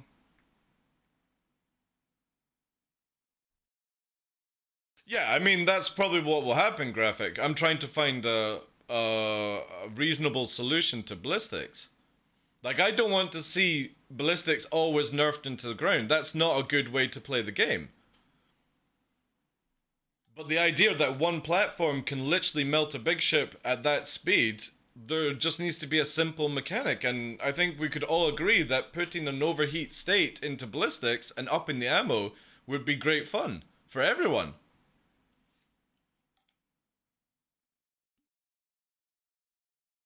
Yeah, but Zero State, their mentality is they go, oh, it's 700 meters a second. That's how we balance it. And anyone that flies a Talon or a Carthual knows that you can sit on somebody's ass in space and in atmosphere and be like, oh, well, there's only 200 meters between us. I'm fine. You know what I mean? Yeah, gun jamming would be cool. Again, there's an overheating mechanic already in. I can show you the overheat mechanic if people need to see it. It's really, really cool. I actually really like this one. Let me, I need to get the arrow. I'll show you the overheat mechanic if I have actually the XGs that Mums was talking about. I think they've got one of the best mechanics. Here we go, let's see. Yeah, I do, right? I'll put them on the hull. So I'm just going to go outside with the XJ repeaters and I'll show you what we talk about with the overheating mechanic. It's really subtle and it's only in size 1 weapons, which I don't understand personally. I don't understand why size 1... Oh, I need to actually spawn a ship, shit. Why size 1 overheats, but size 4 doesn't, you know? You would think it would be the other way around they would have done it, where higher the gun, the more it would overheat or something like that, but no, like... In A2s, most people bring cutties, exactly, they will just... Dude, Zero State, you can kill a 600i from shield, full shield to dead in 10 seconds with a Carthual. 10 seconds! And that's it moving! That's it fucking moving! And you have enough ammo to kill another 10 of them! It's like 10 seconds. Now, obviously, the 600i is a meme. If anyone doesn't know, it's got one of the smallest HP pulls for a big ship. It's only 35k. The 400i is bigger, but you, with the two guns on these ships, you can pump out 125k damage with no fucking stoppages or anything. They should, like, no joke. You're gonna see people buying Talons and Cartha Alls if this goes to live. Especially for Invictus, dude. Fucking fleets of starfish flying around again. I mean, I would be quite happy to see them being used because they don't get used. But yeah, like, it's just, I wish they would just not do these memes, like, especially as they fix C-78s, you know? No, I'm not gonna die, dude. I'm in a ship. It's all good. It's all good. Right, I'm gonna go away from the sun and I'll show you guys what I'm talking about with overheating for size 1 because it's a really, really cool mechanic.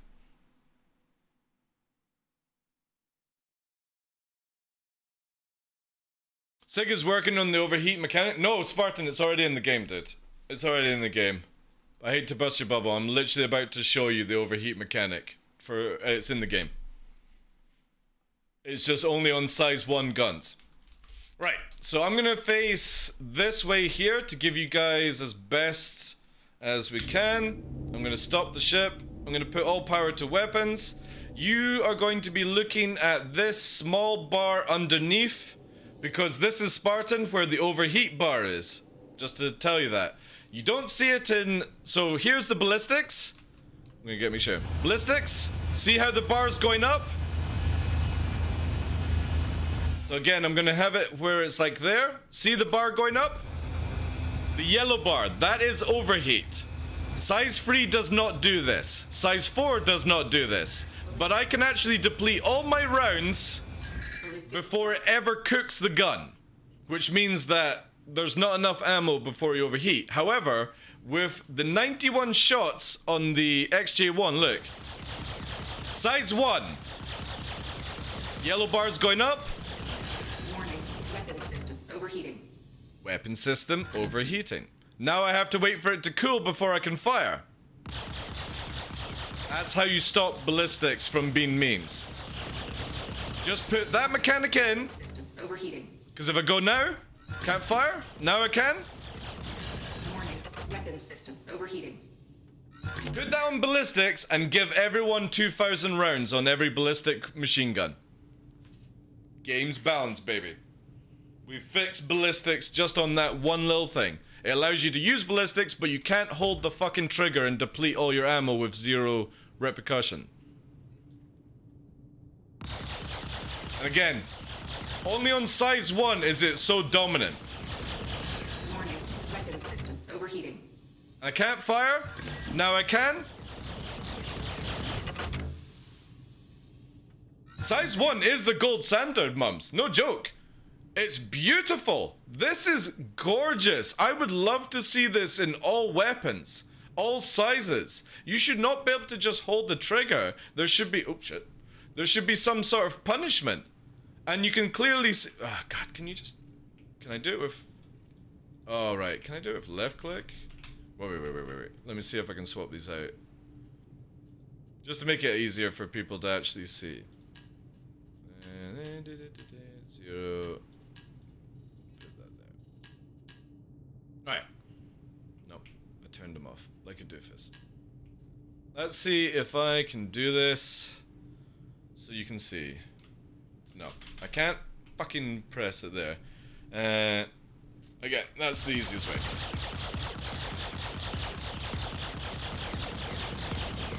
And then overheat. System overheating.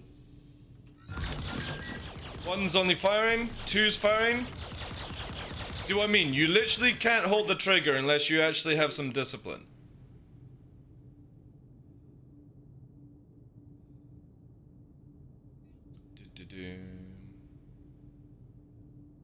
These are all in size 1 guns, Spartan, so you'll get timed out if you post a link and you're not a subscriber, dude. You gotta ask for permission.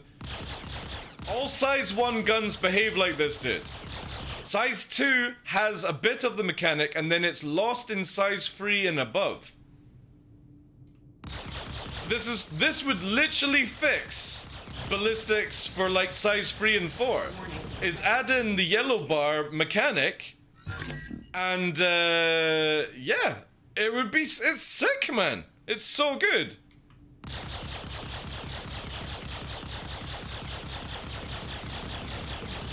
Warning, weapon system overheating.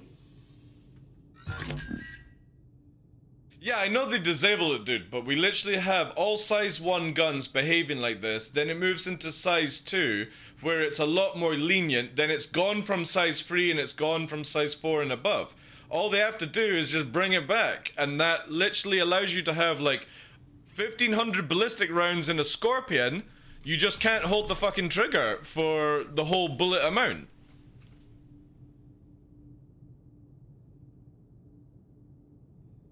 What you mean, like turn the power down so it doesn't rotate as fast, Zero? Is that what you're talking about? That would be kind of sick, actually. And it would slow down time to kill with the arrow shock people have been asking for. I mean, with the arrow, I quite like the idea that the turret on the arrow is taken away and it's just 2 size 3. But that's a different... We're talking about trying to balance a ballistic weapon that has the ability to just hold the ammunition down, you know? Well, coolers don't actually do anything in the game graphic. The coolers haven't done anything to the game for, like, well over like a year and a half. They literally just, are an extra stat for like anti-EMP and stuff like that. They don't actually cool the ship in any way whatsoever.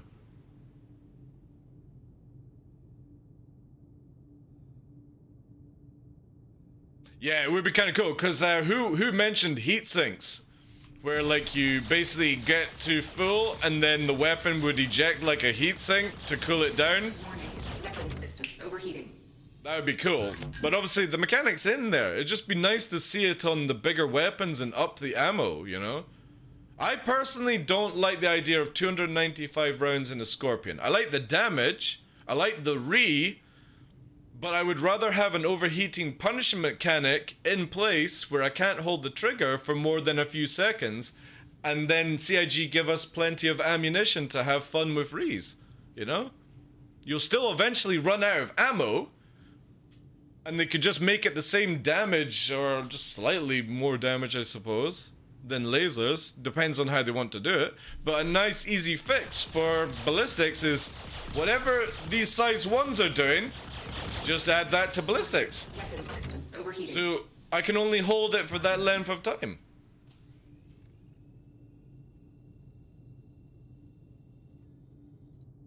Yeah, there's no punishment for holding a trigger down on ballistics right now. There isn't. Cannons, shotguns, all that jazz.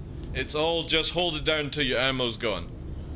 The only ones that have a little drawback are size 1, but again, you can deplete all your ammo before a size 1 overheats.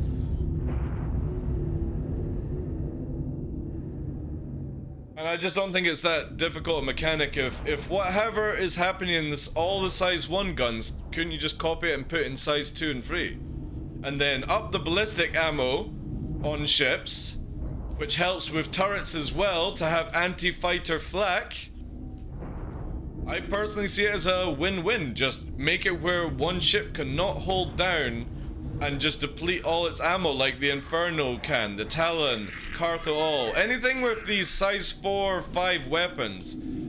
6. There's even a size 6 version, not that we can use it, but you know what I mean. It would be so sick to have that kind of stuff. Oh, it's tough. How you doing, Chief?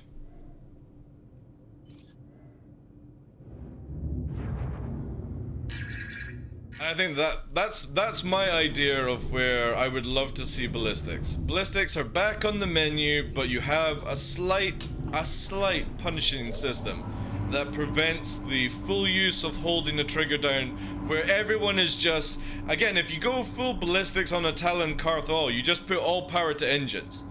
All power is to booster, and you just fucking zip around, you know? That's the biggest downside to it, what a lot of people will fight against, is they don't realize that you can literally hold the trigger, and you can just hold afterburner as you have hyper agility at that stage. and everyone goes, no, it's fine, just bring more fighters to defend. No, that's, again, not the case. You cannot have one ship shit on every fucking medium-sized ship like it's nothing. A gunner or escort will not stop it from killing your cutlasses within 5 seconds. Freelancers and God knows how fast, you know. Again, it goes on the HP pool where you're probably safer in a terrapin. Or, actually no, shit, sorry. If you're going to do anything in this game, make sure you're in a retaliator, because one Talon can't kill a retaliator. It does 125k, but I think it's like, what, 155k or something like that for a retaliator? You're safe in a retaliator from one Talon. 2 Talons, run.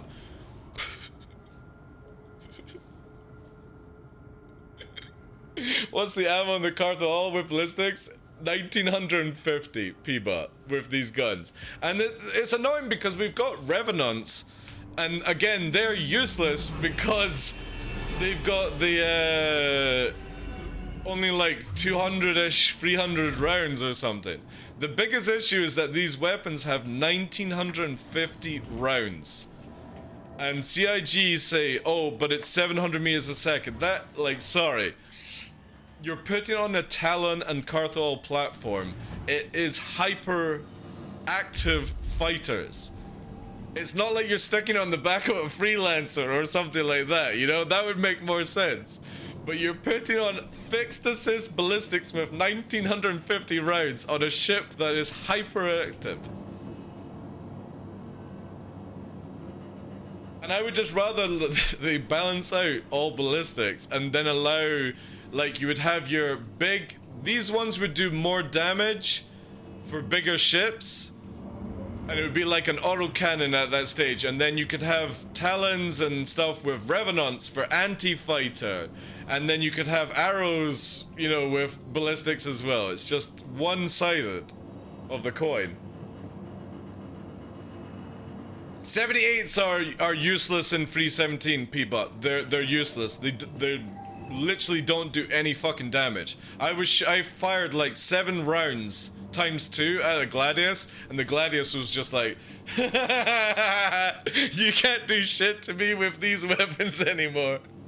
It was yesterday or the day before. It was funny as fuck. I've got fresh as ice in the 600. I'm firing missiles at the Gladius because I'm in a Carthol going, wow, I actually have 0 fucking damage with these weapons.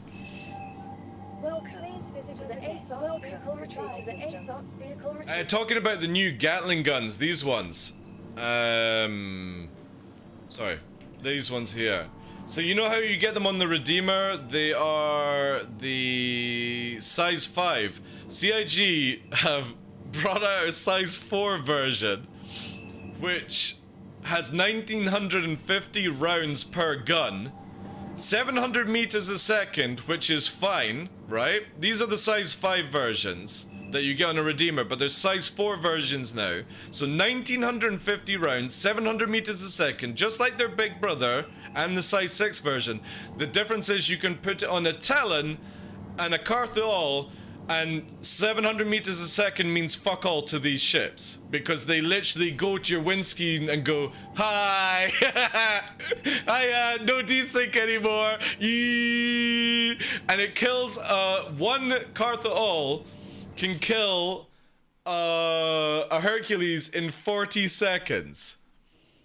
Where'd you get them? Hurl 5, Thingabob? What's it called? Orison and stuff like that, J-More. But Hurl 5 is like the best place, I think, to pick them up. So there you go.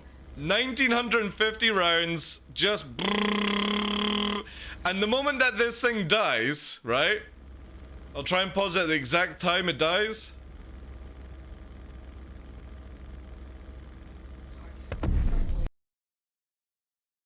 1,117 rounds. Oh, your Inferno, shit! You would never use an Inferno in 317. There is no point to your Inferno. You would just use a Talon or a Carthol, and you will actually survive better, because they're fast as fuck in atmosphere.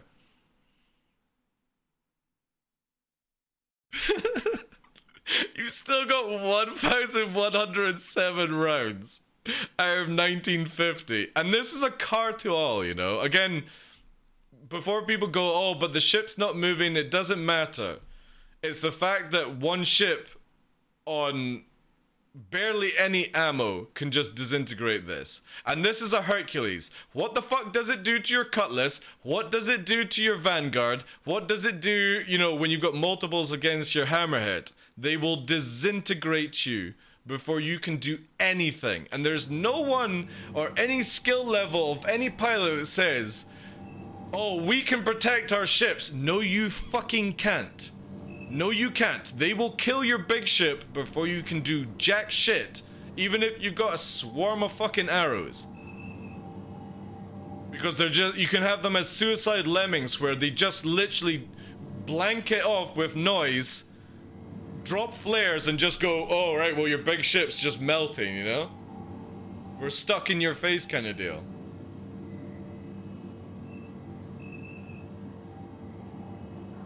We'll use ammo to balance ballistics. Also sick. How about killing a ship with 2k rounds left, eh?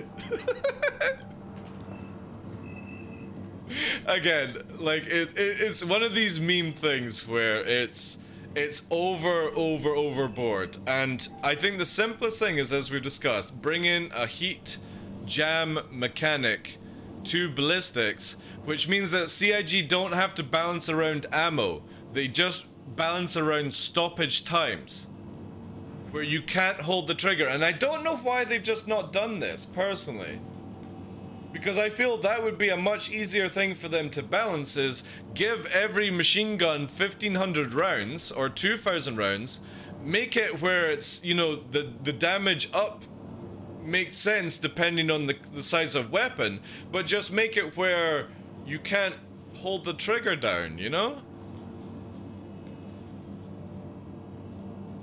What about killing Talons with arrows as kamikaze? What, ramming people? Again, you start going into weird variables of a situation, you know? What happens if my dad has 10 Talons and my dad has 15 Talons? You know what I mean? Like, the idea is that it can shit on one ship. And that's all that it takes to make it go crazy in the PU.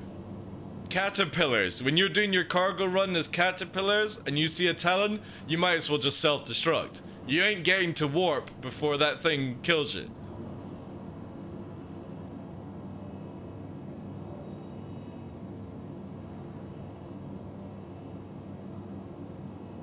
I think a nice balance would be overheat.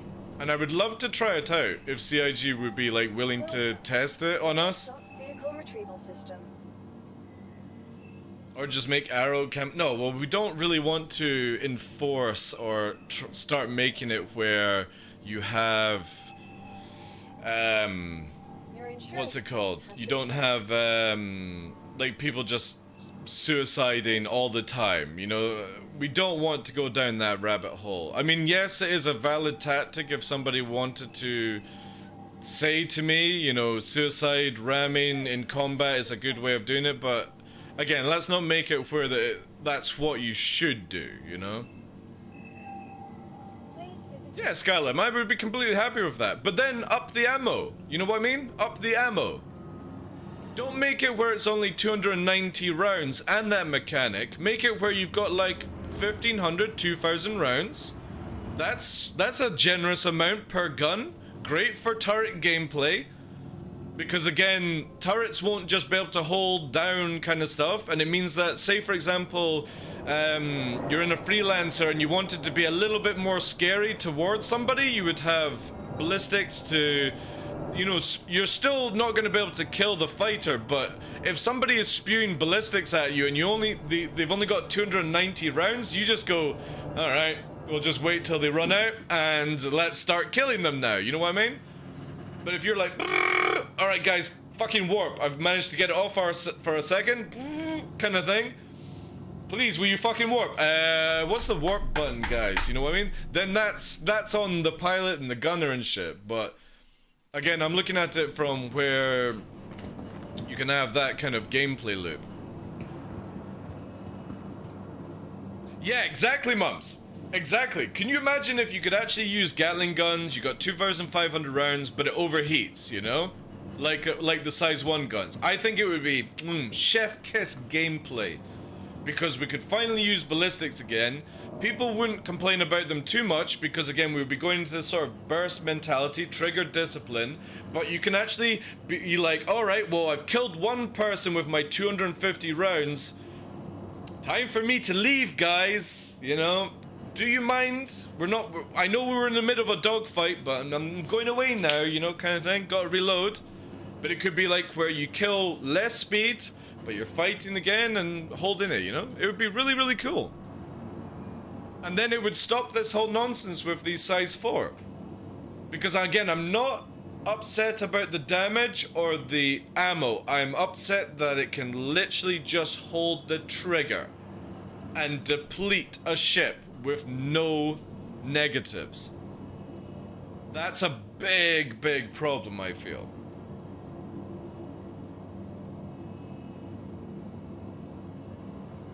And obviously you're gonna have people that will say otherwise and all that jazz, but most of the time it's always a light fighter pilot that I hear saying, oh, it's fine, it's completely fine, you know? No, it's not. It takes away big ships from the game.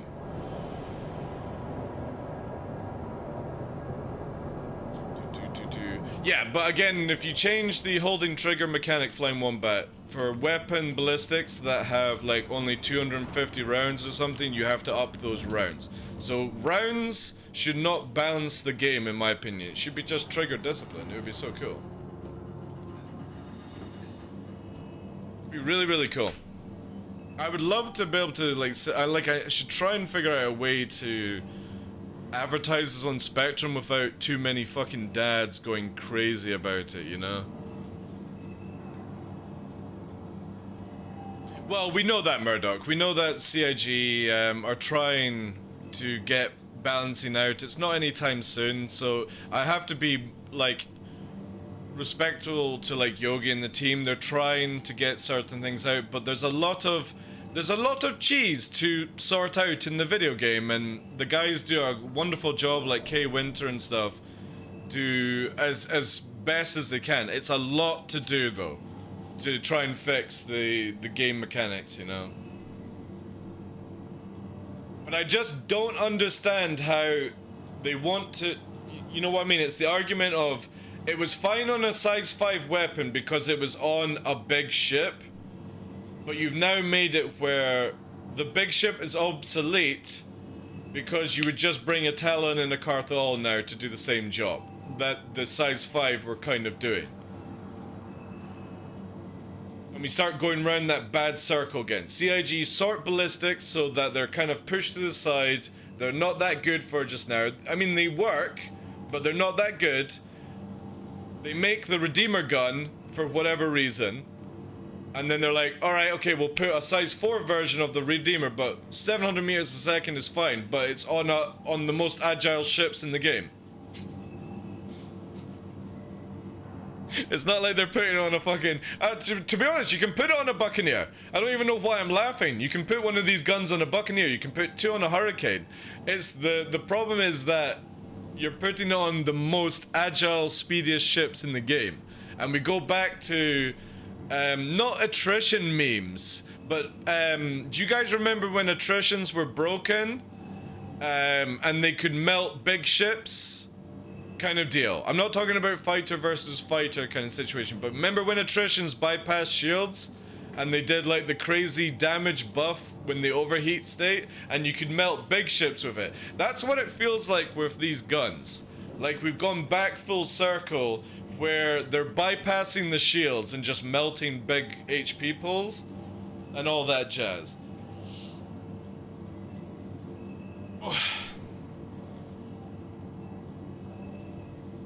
Won't the muzzle melt if that shit is held down for ballistic?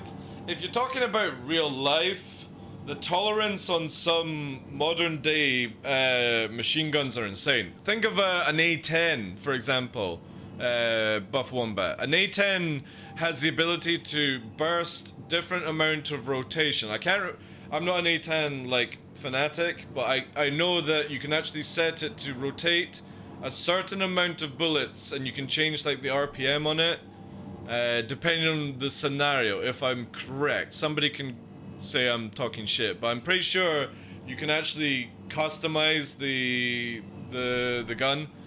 But that does a stupid amount of and it doesn't overheat or like cause any issues because it rotates just long enough for that. So yeah, like if I don't know if anyone knows any fact, if you were to hold an A10 down and just keep fucking would it fucking melt the barrels at that stage?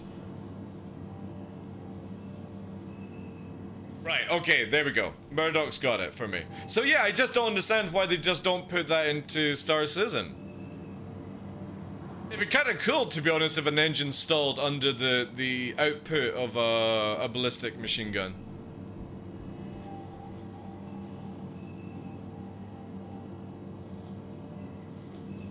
Five rounds from Athena, and you can kiss almost everything goodbye. I don't even know what that is. The magazine can hold 1,174 rounds, although 1,100 is typically loaded. The Avengers rate of fire, 2,000 rounds per minute. Low setting, 4,000 RPM in the high setting. Right. So yeah, you can change it out to do the different noises and stuff. Yeah. Welcome. So I just don't why, like, CIG could do that. You could have it where you could change like the output depending on what you want to do. Maybe it causes more overheat or something like that. That would be so cool, man. And again, you don't need to then balance ballistics in the game around ammunition. Just make it logical where, for example, you know, an arrow can't have the same amount of ammo as like a Vanguard or something. That would be really neat. You know, bigger ship allows you to have more ammunition, more spare magazines or belts or whatever it was done with. You know, if it was belt fed, which would be sick. I don't think we... Again, you would still get stoppages on belts. You know, the chain can break. It would add a small gameplay loop, but for the time being, we don't need to have the crazy mechanics. It would just be cool to have the bar put into it. And Jazz. What are you guys up to just now? Just chilling? Right, well, I'm kind of moving off the memes with that shit. Because I kind of got my ideas out on that one. Shall we try to shut down the comm again?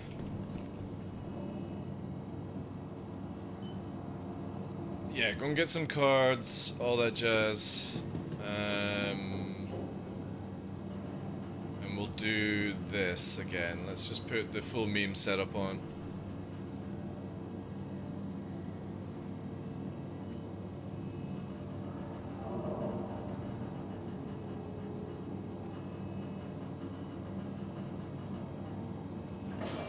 By the way, I found that if you put the card on slot 3 of like your trousers or the further away slot, it's easier to read that way when you look down on it. Like mine's literally visible poking out, like you could probably just slide your hip into the machine at that rate. The A10 requires afterburner while using it. Shoots. Yeah, but again, like, do we really want to have crazy mechanics where you have to afterburner to shoot? You know, recoil, all that jazz. I'm just looking at ways to balance out ballistics where, for example, you could have like a Saber with 4 size-free miniguns and you could maybe kill more than one ship, you know? Balance out where you've got like 15 or 1,000 rounds, but you can't hold the trigger of those 1,000 rounds. It brings in more gameplay loops. More assassination kind of style. Without the, oh, I'm in one ship that wins everything, basically.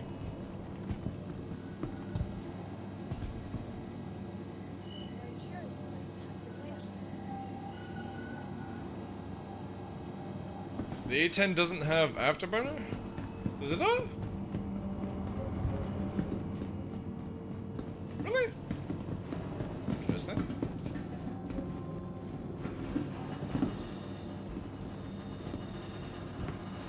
Average recoil force of the GAU 8A is 10,000 pound force 45.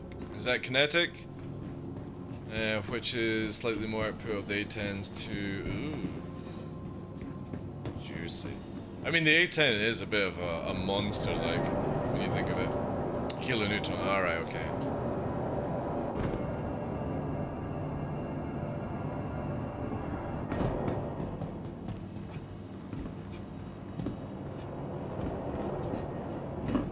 But yeah, like, I mean, a great way of looking at ballistics would be like how the A10 is. It can only do like a kind of burst. That would give everyone, you know, can you, right, hear me out on this. All the A10 fans in chat, imagine you're in an inferno and it makes the noise as you spit out all these rounds, and then you've got to wait for a wee cooldown period and then burp it again. Kind of deal. I personally would like that over just holding the trigger kind of gameplay. Because then you could put it on the Vanguard, you could have it on your Talons, you could have A10s everywhere. Avenger would work. All these things.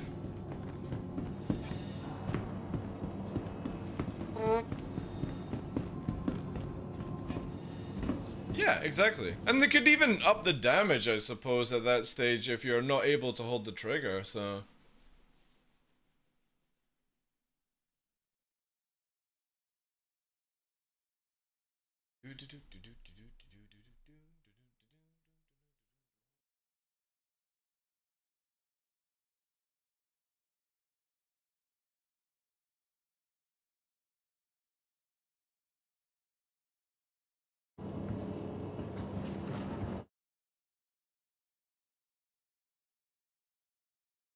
Thank you for everyone joining Discord today. Make sure, guys, exclamation mark April, get involved. You ready, Fresh? Oh my god. Welcome to the ASOP Vehicle Retrieval System. Vehicle selected. Stand by. Right, tough, it's all on you. Your vehicle has been delivered to the following. Hang on, 9. Oh, oh, Gregory.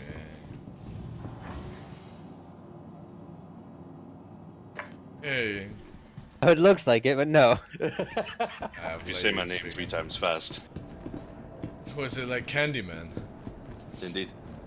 Is it Candyman? Yeah, it's Candyman. Yeah. You look in the mirror and he comes to give you some sweets.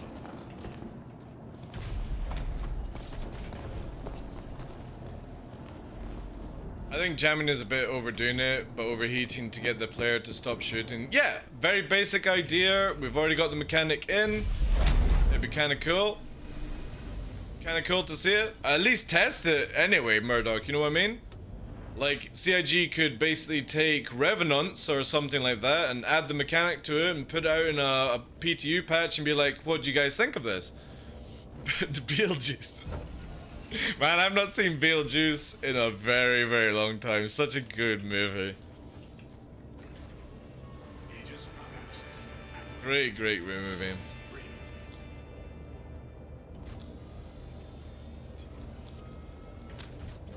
Michael Keaton back then was just fantastic.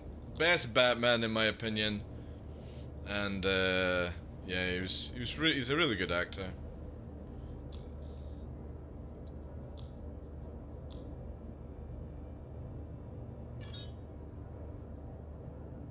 Literally a tank cannon and a jet fighter.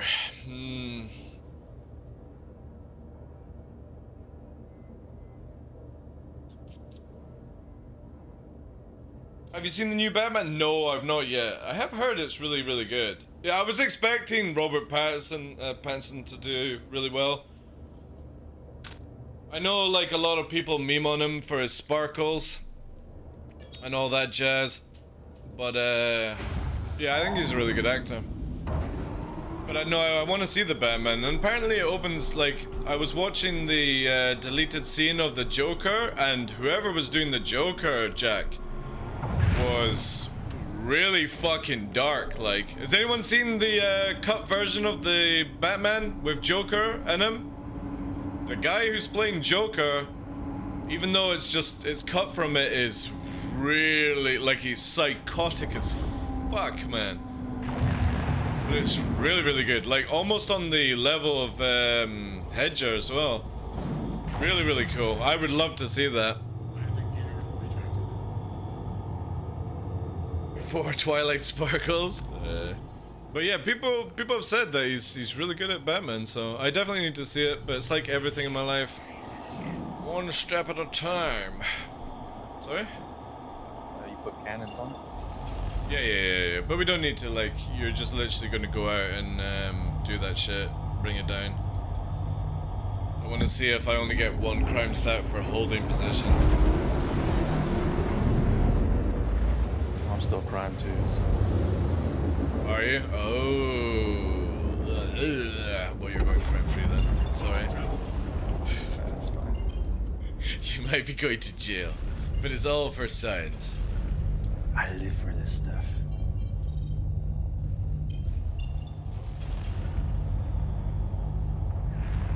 Where are you? Man, it's like it's fucked. Is that you? It's pretty You're right beside it. Oh, I can't remember what side it's on. Alright, so it's now side 6. I need to remember that for this area. Yeah, I mean that, like, Keith Hedger did a really, really good job as Joker, and obviously, yeah, it was quite sad with that. But this guy, if you've seen on YouTube, look up, like, new Batman Joker deleted scene. It's really good. Really, really good. Right, we're heading in if you want to get out. I'll get ready. Got the sunlight on here.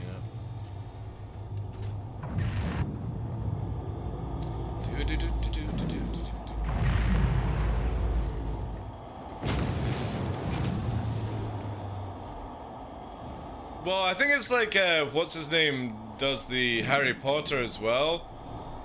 You know, it's kind of difficult not to see Harry Potter. It's the same with, yeah, I'll get it when we're stopped, don't worry.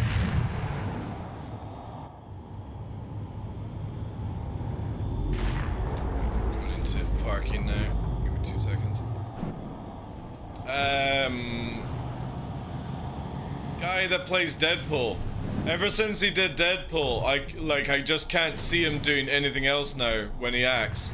It's just literally Deadpool without the suit on. Which is a shame. Right, there you go. I'm out.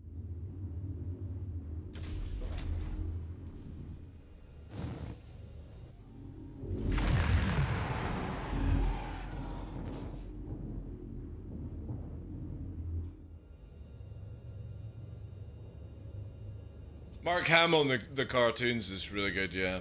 Really good.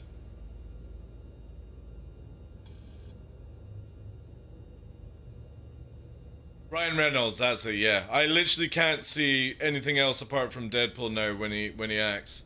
Like, that's all I hear. So it's like with Sparkles, you know. And, sorry, Malkery, I missed your message a wee while back. I hope you're well, dude. Same happened to Keanu, the new Major film. It's going down. Nice, good job, good job. It's funny how I get the fucking mission to bring it back up. If you accept it, is it only you that has it? I don't know. That could be kind of meme if it was. Yeah, I've taken it. See if you can go into... Are you on the server, Greg? Yeah, I'm at lower builder. Alright. New objective, prevent the hack. Should I go in there and just stop it for memes? Quick 50k. Vin Diesel, all you see is your family? Yeah. I can take it, yeah. You can't take it? Unless that... I can take it, unless it's one for Hurston. I'm coming over now. ST247?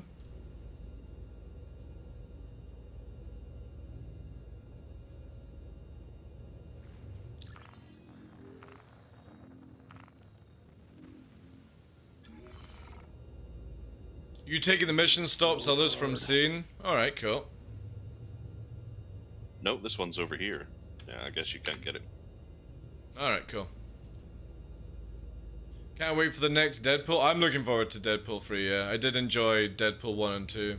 I like it. Same happened to Ken on the new Matrix film. I've not seen it. To be honest, I enjoyed the very first Matrix film, and I didn't enjoy the second and the third one. I watched the first John Wick, and I've not watched the other ones. I'm very much a person where if the first movie I really enjoy, I never watch the next ones afterwards. Because normally it's shit. Normally it's shit, and I just don't like ruining movies that I enjoy. It's shit, is it? Right, okay, well I'm not gonna watch it. I enjoyed the very first Matrix movie. The moment that it started to go fucking flying through the air batshit crazy, I was like, nah. Not interested.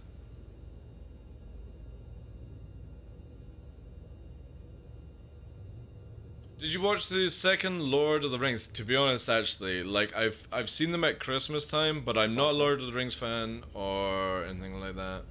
What was that, sorry? I was just saying 2 bars left. Alright, cool.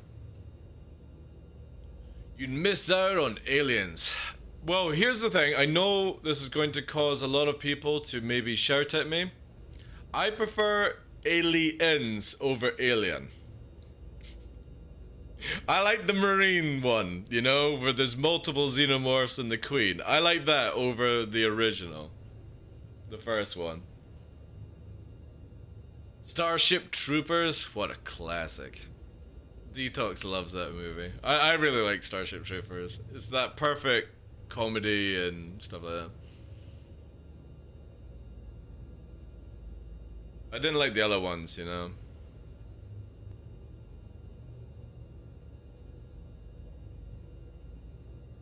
To be honest, I can't remember most of the... Like, I know I like the Indiana Jones movies, but if we're talking about where he brings his son in, if that's number 4, yeah, fuck that.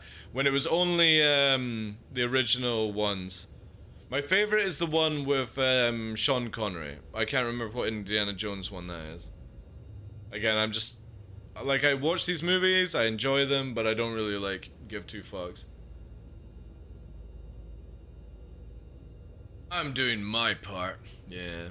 So if anyone's tuning in, what we're going to try and do is we're bringing the calm down. The hack has failed. Mother of God, I failed. It's still up for me though on my screen.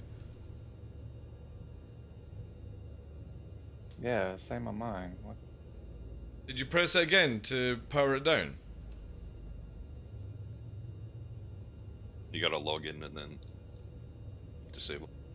Yeah, you actually gotta disable it. Have you done that? There we go. There we go. Ooh. Nice. Go. Reboard.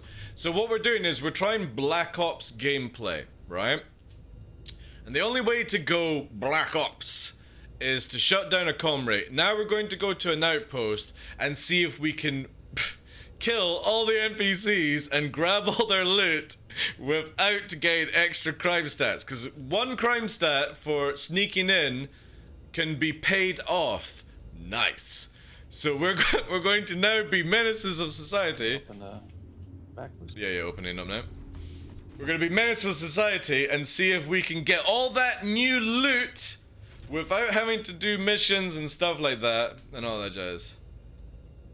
I'm in. Right, cool. Now, what I'm trying to do...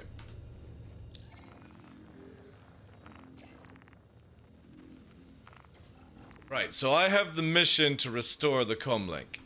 Right? So, nobody should have it for 3 minutes. We're moving out, boys, we're moving out, we're going dark! So the pilot of the dropship, right, gets crime 1 for doing this, but they also can get the mission to prevent it.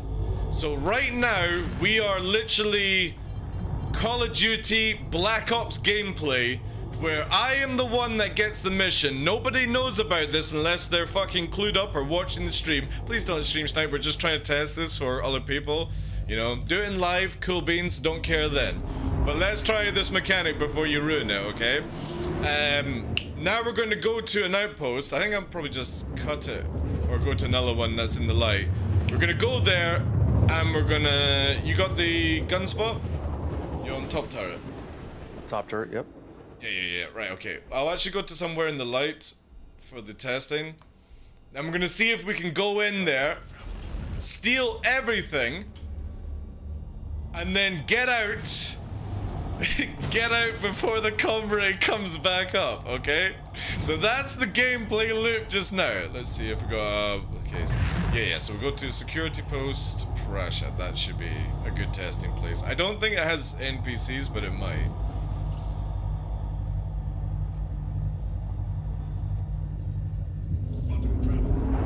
Yeah, exactly, Flying Wombat. Again, if people want to ruin it, we'll just bounce server and all that stuff. Small PP gang will probably do it. But again, we're trying to do this loop for people so you guys can maybe do it in live as well, where the pilot gets a crime stat that can be removed, and so does the hack.